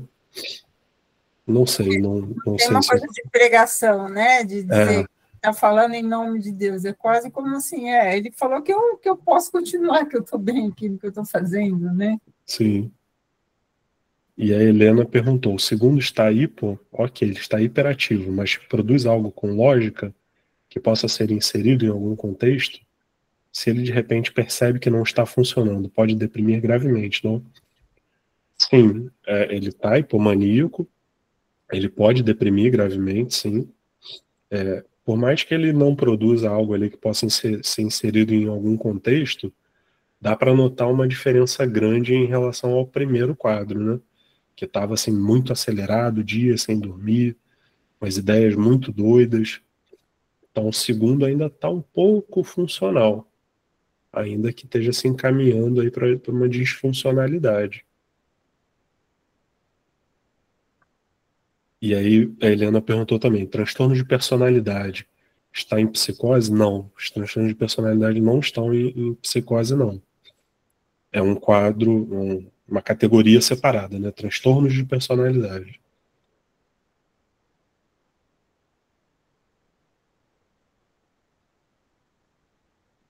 E aí vamos falar aí do tratamento, né? Tratamento farmacológico e da terapia.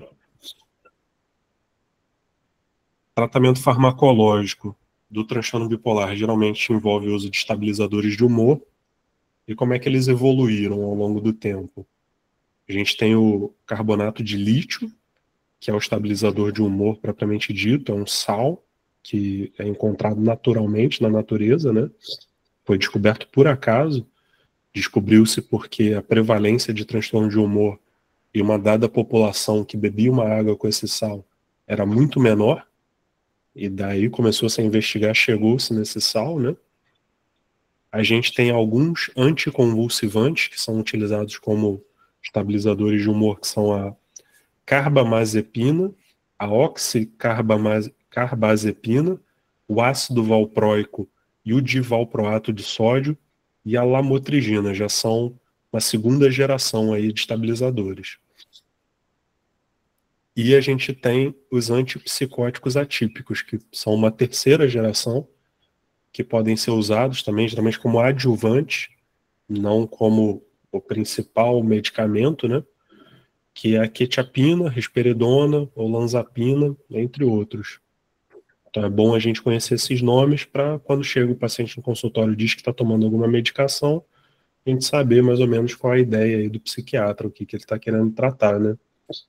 Lítio, como eu falei, é um sal encontrado na natureza, introduzido na prática psiquiátrica em 1949, possui efeito calmante e o potencial de reduzir ideação e comportamento suicida.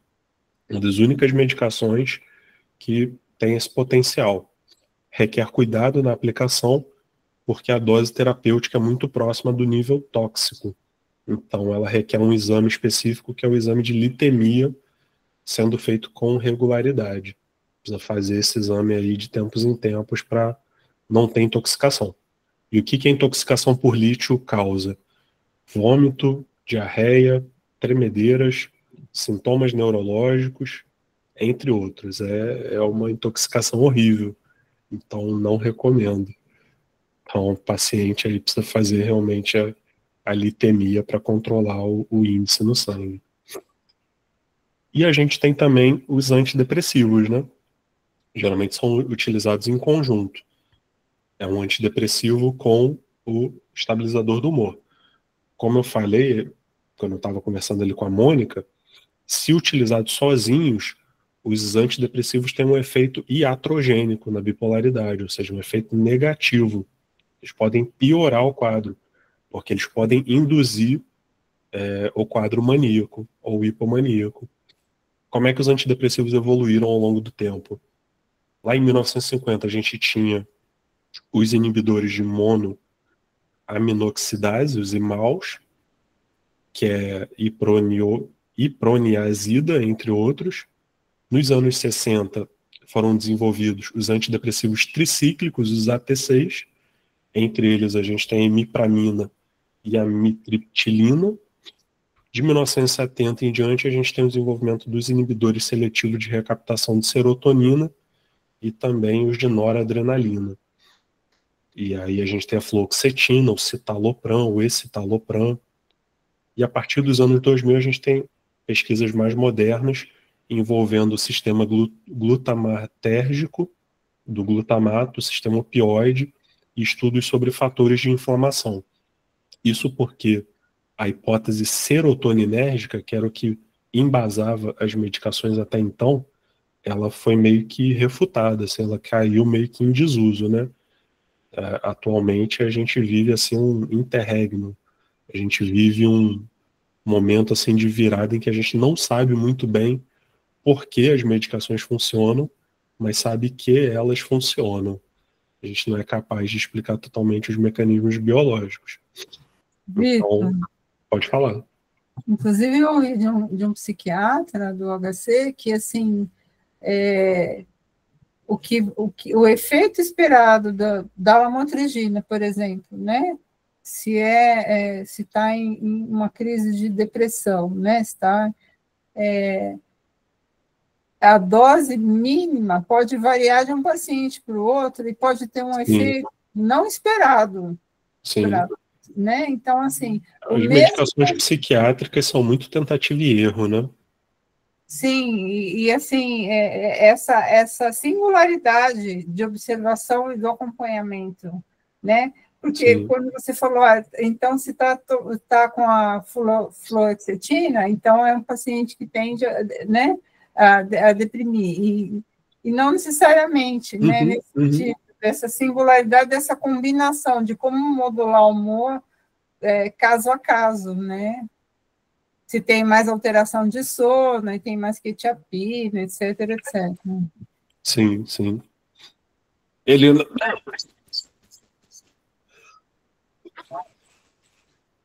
perguntou aqui, o olanzapina, então, não trata, é só coadjuvante?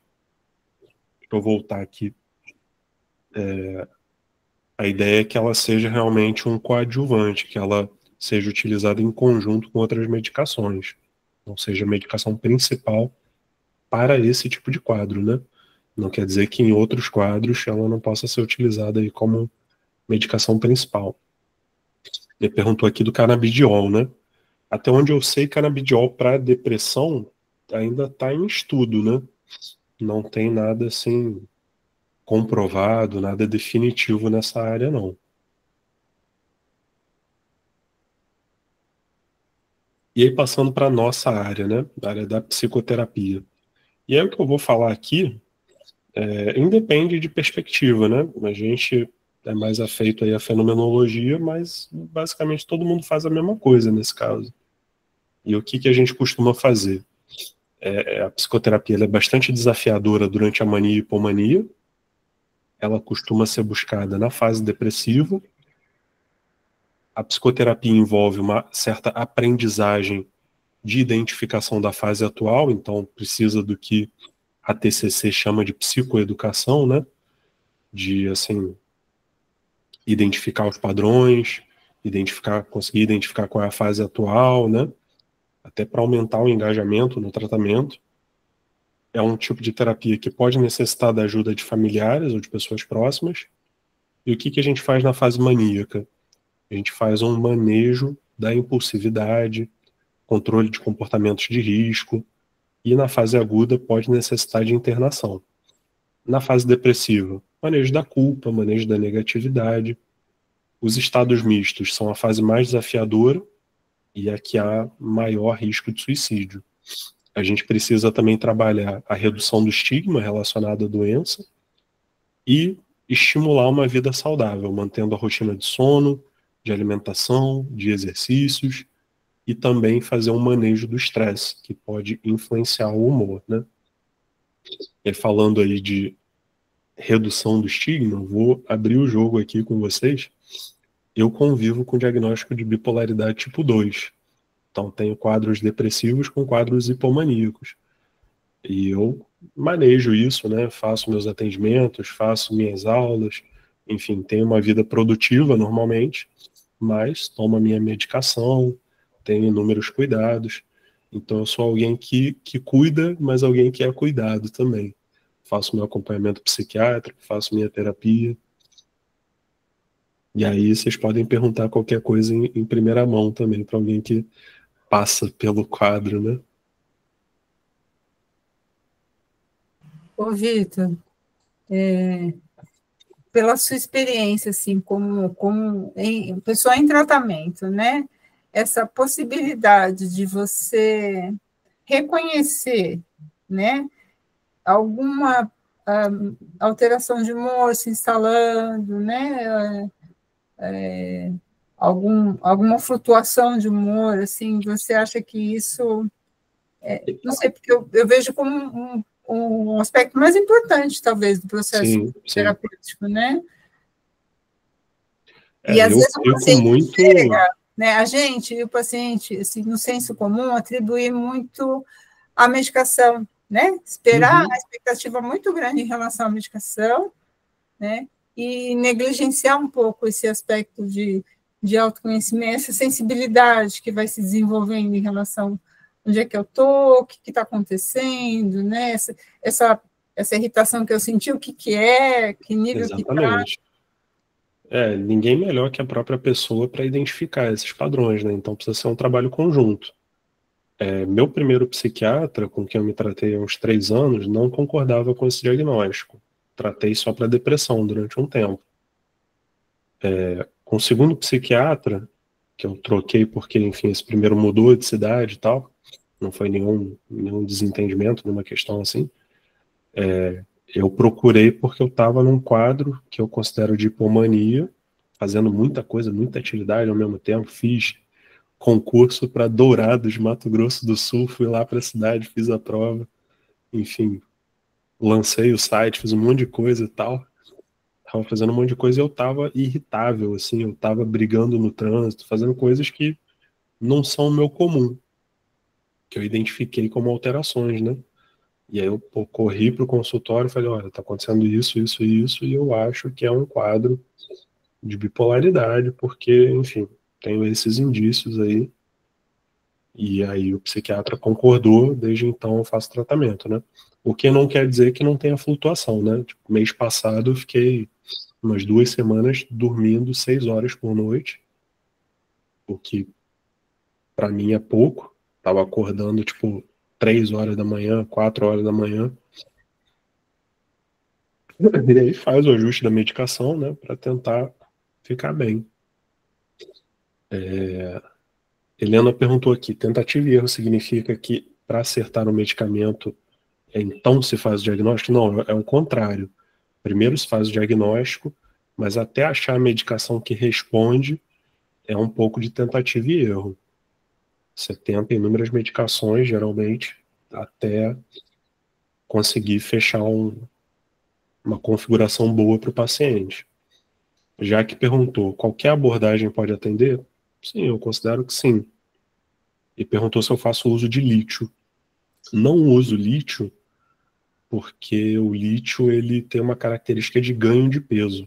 E eu já sou obeso, né? Então eu utilizo outra medicação que é o divalproato de sódio, Divalcon. Se eu mesmo fiz meu diagnóstico, não, ele foi feito conjuntamente, né? Eu expus a minha situação e o psiquiatra acolheu, concordou que era isso mesmo.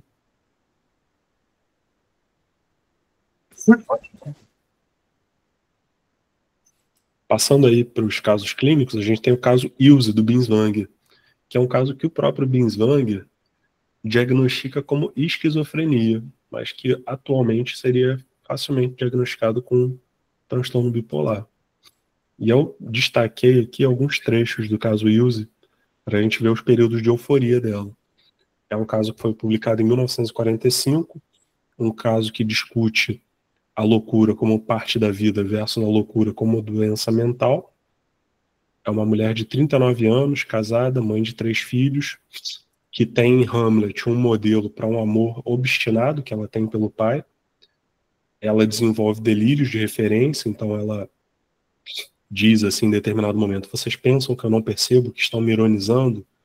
Mas isso não me atinge, façam o que quiserem. Ela tem uma dissonância entre o amor pelo pai e a tirania dele, tem um certo problema com isso, né? E para Binswanger, a cura da insanidade consiste em sacudir-se para se livrar do precisar. A gente tem algumas influências da psicanálise nesse caso, com ideias de purificação, incesto, nas interpretações que o Binswanger lança à mão.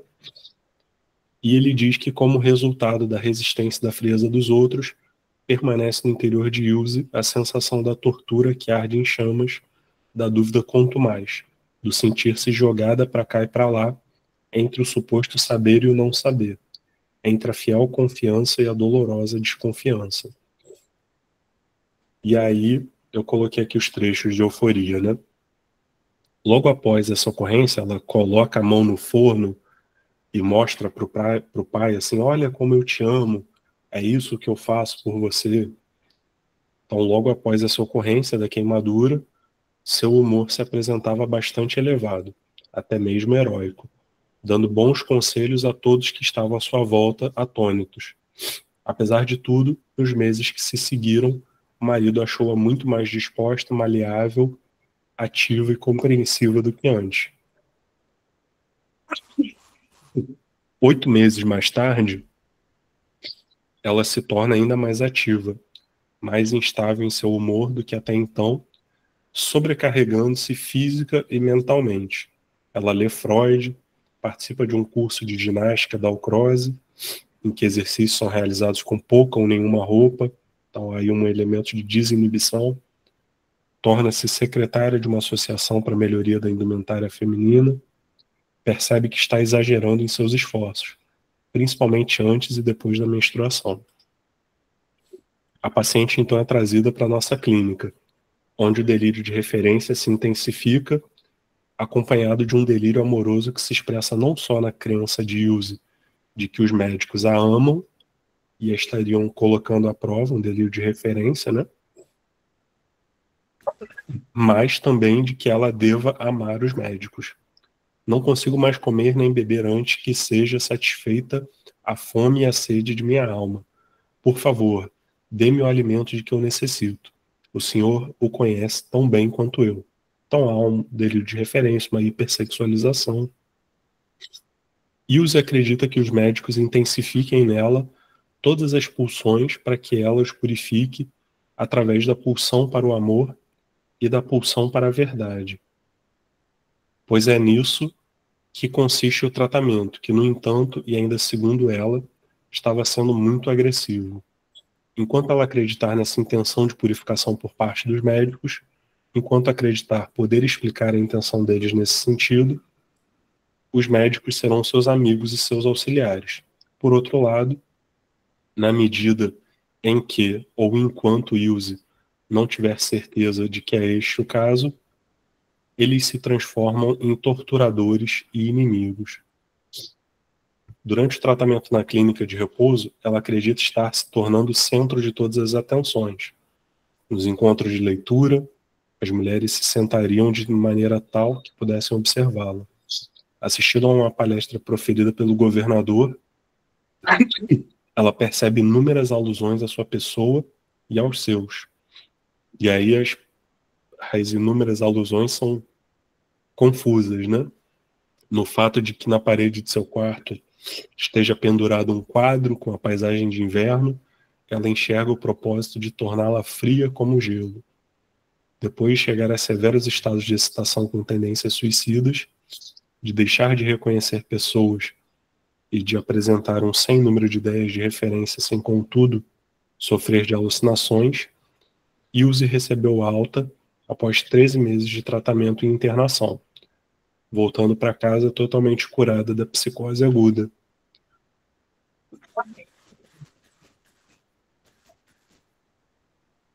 Já que perguntou aqui, pode ser confundido com borderline essas falas? Pode e comumente é. Só que tem algumas diferenças entre bipolaridade e transtorno de personalidade borderline. Primeiro é a duração dos quadros, né? Bipolaridade, a gente está falando de um quadro de humor que vai durar aí dias, semanas, meses. E no borderline é muito comum a ciclagem intradiária, né? Então, uma labilidade afetiva tão grande que de dia está muito bem, de tarde está muito mal, e de noite está muito bem de novo. Então, borderline é muito mais instável, e o borderline tem uma questão muito forte com rejeição, com autoimagem, que são coisas que não necessariamente estão presentes no bipolar. Tá? Então, são essas as diferenças principais. E aí, para finalizar, uma referência literária é o Duplo, do Dostoiévski. É um livro que foi publicado em 1846, que eu gosto bastante, que narra a história de Yakov Petrovich Goliadkin, um pequeno burocrata do serviço público russo. Com humor retraído e melancólico, Goliadkin observa o surgimento de um duplo após sofrer uma humilhação pública. Duplo é uma figura folclórica, mitológica, né? Que é basicamente um sósia, só que tem uma personalidade oposta.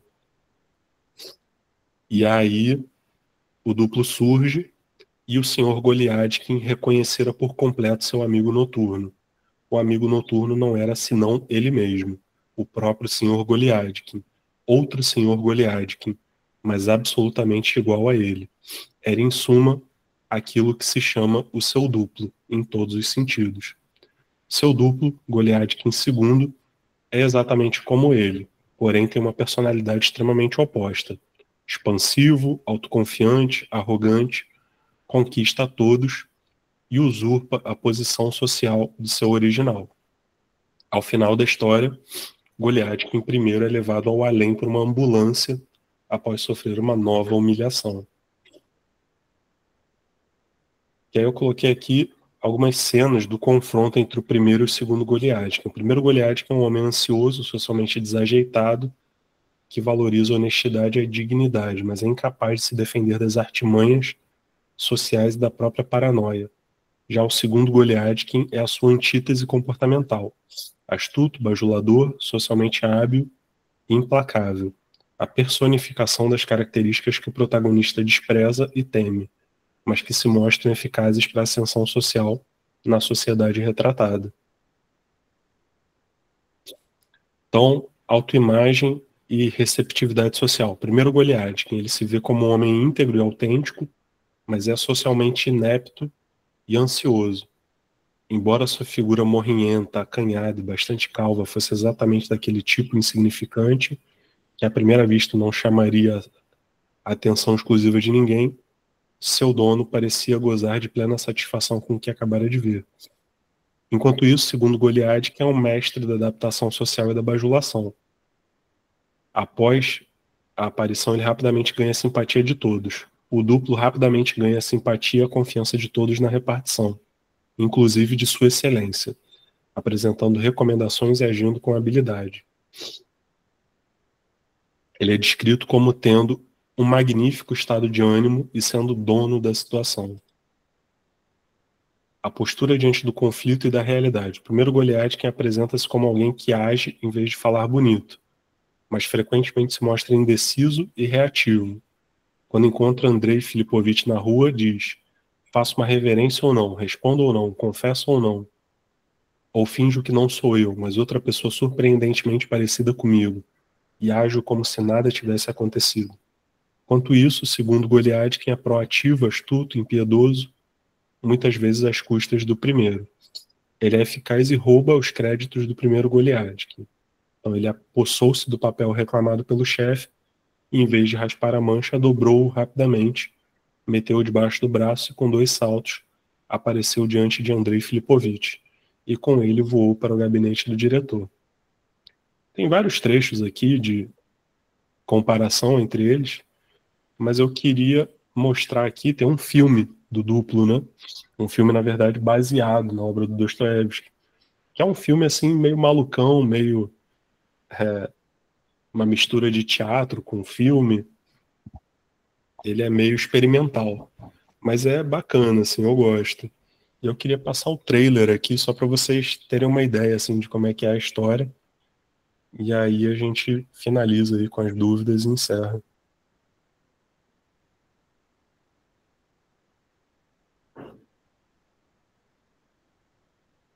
Hey, you got a call. Oh, it's not for me. Frumpy looking guy named Simon. It's me.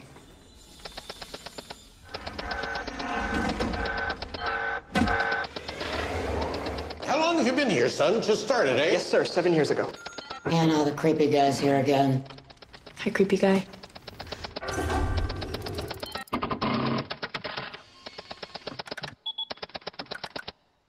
I'd like to introduce everyone to our newest co-worker.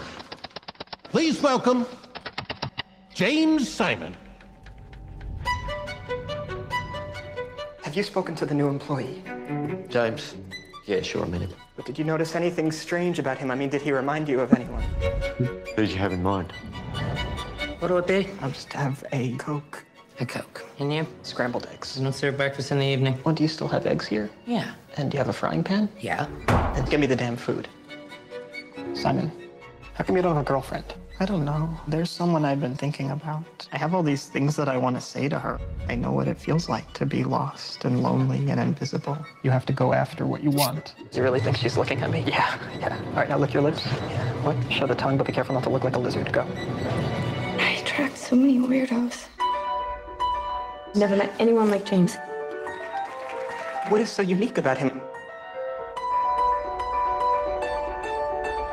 You're not thinking of killing yourself, are you? No. Should I put him down as a no? Put him down as a maybe. This guy just started. Why can't you work like that? This man is a fraud. Stop following me! He stole my face. This is not me. This is not me, sir!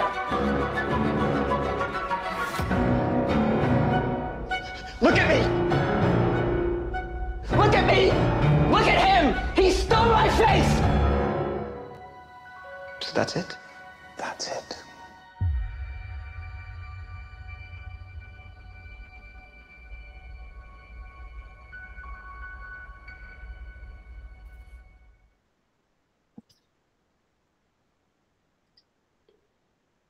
Se vocês procurarem no Google Acadêmico, vocês vão ver que tem artigos sobre esse livro do Dostoiévski, né? Só que eu acho as interpretações meio ruins, assim. Tem uma interpretação, por exemplo, que faz uma comparação com um transtorno dissociativo de identidade, né? Tipo, dupla personalidade, múltiplas personalidades. Mas eu acho esse livro, assim, muito emblemático da bipolaridade, assim, de um humor muito elevado em comparação com um humor muito rebaixado. E aí, assim, qual que é a proposta do nosso grupo de estudos? É passar aí pela psicopatologia, passar por casos clínicos e finalizar com a literatura. Então essa era a proposta original, que está aberta também a sugestões, modificações, né? Mas eu dei um panorama hoje geral do que a gente trabalharia aí ao longo de 6 meses. E queria ouvir de vocês aí as opiniões, os comentários, as dúvidas.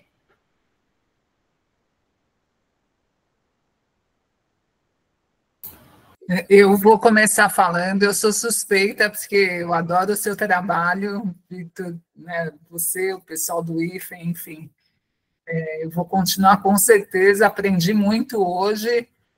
Parece que, assim, às vezes eu assisto a mesma aula e cada aula eu aprendo mais, né? Então, para mim foi muito significativo. Eu tenho que tomar cuidado para não ser hipomaníaca. Não pode entrar em muitas atividades. Mas realmente eu gostei bastante, mas sempre gosto, enfim, adorei o primeiro encontro, pretendo continuar, é isso que eu queria falar. Boa noite. Hoje foi mais expositivo, né? Eu falei mais, mas a proposta é que os próximos sejam mais dialógicos, ou seja, mais debate, né? A gente converse mais. Não, gostei bastante. Eu queria, Victor, se fosse possível, você compartilhar o slide também. Tudo bem que eu vi que também o conteúdo está naqueles textos que você passou, eu dei uma lida, enfim, então, mas o slide ele é mais fácil para a gente visualizar, assim, é mais didático, né? Tá bom. E é isso, muito obrigada, adorei mesmo. Obrigado você pela presença.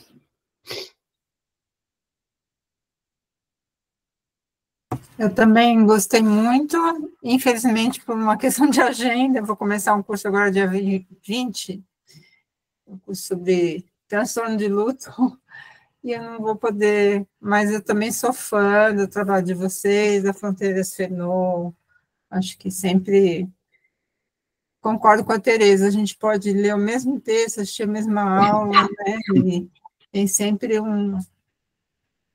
uma abertura maior, né, para compreensão. E sabe que eu lembrei, Victor, do Homem Duplicado. Você leu esse livro, Saramago? Não li. Eu tenho uma lista, tem um livro do Otto Henke, que é sobre o duplo. É um psicanalista, né? E aí a edição brasileira desse livro tem ao final uma lista de indicações literárias e filmes. Então tem o livro do Hoffman, tem o Saramago, tem vários. Em mania mesmo, né? Para a gente achar que dá conta de tudo. Mas, enfim, obrigada, foi muito legal. Espero que vocês tenham um trabalho, certeza que vai ser muito bom. E é muito bom a gente discutir psicopato com esse olhar, né? Sim. Acho bem bacana.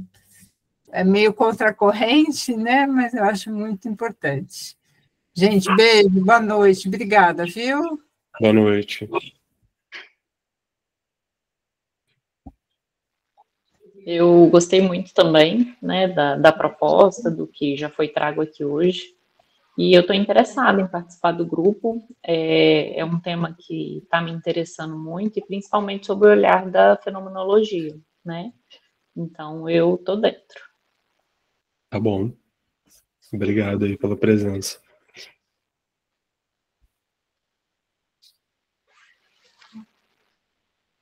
Mais alguém gostaria de falar?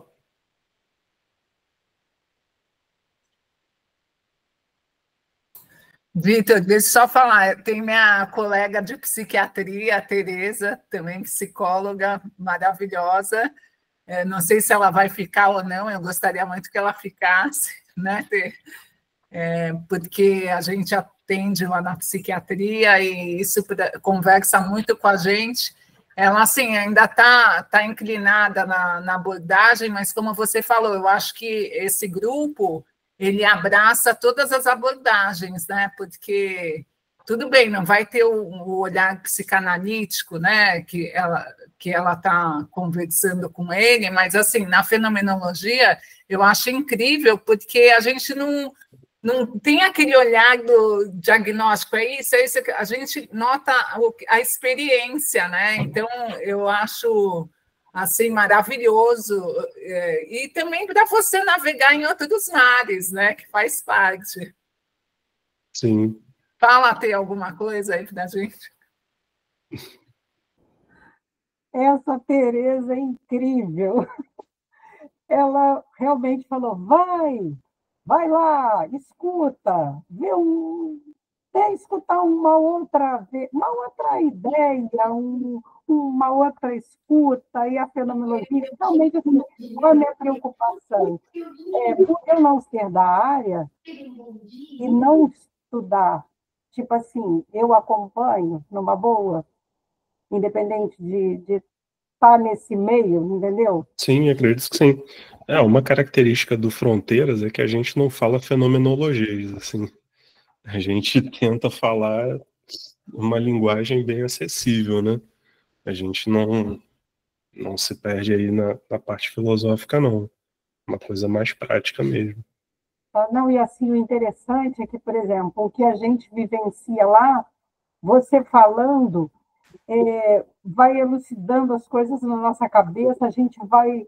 É lógico que a gente não está querendo identificar nada, nem, né, fazer colas, fulaninha assim, mas o universo de tudo que você falou tem tudo a ver com o que a gente vivencia lá, entendeu? Nos nossos grupos. Então, Tereza, Vitor, estou dentro.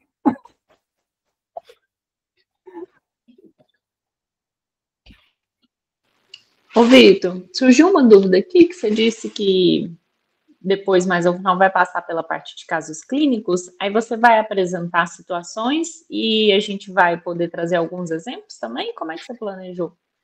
Assim, não é um grupo de supervisão, né?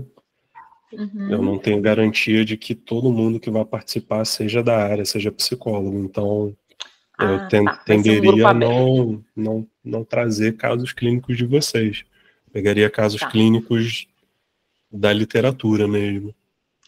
Tá bem. Só para eu entender qual que vai ser a proposta. É aberto, então, o grupo, né? Sim. Tá, beleza, obrigada.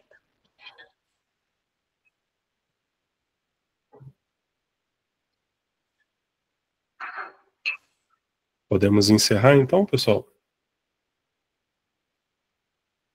Uma boa noite aí para vocês.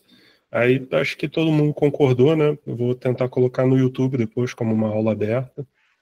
Fica aí para quem quiser assistir depois.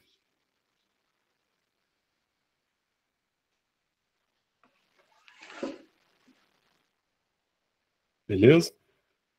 Beleza. Obrigada, boa noite. Boa noite, tchau, tchau. Tchau, tchau.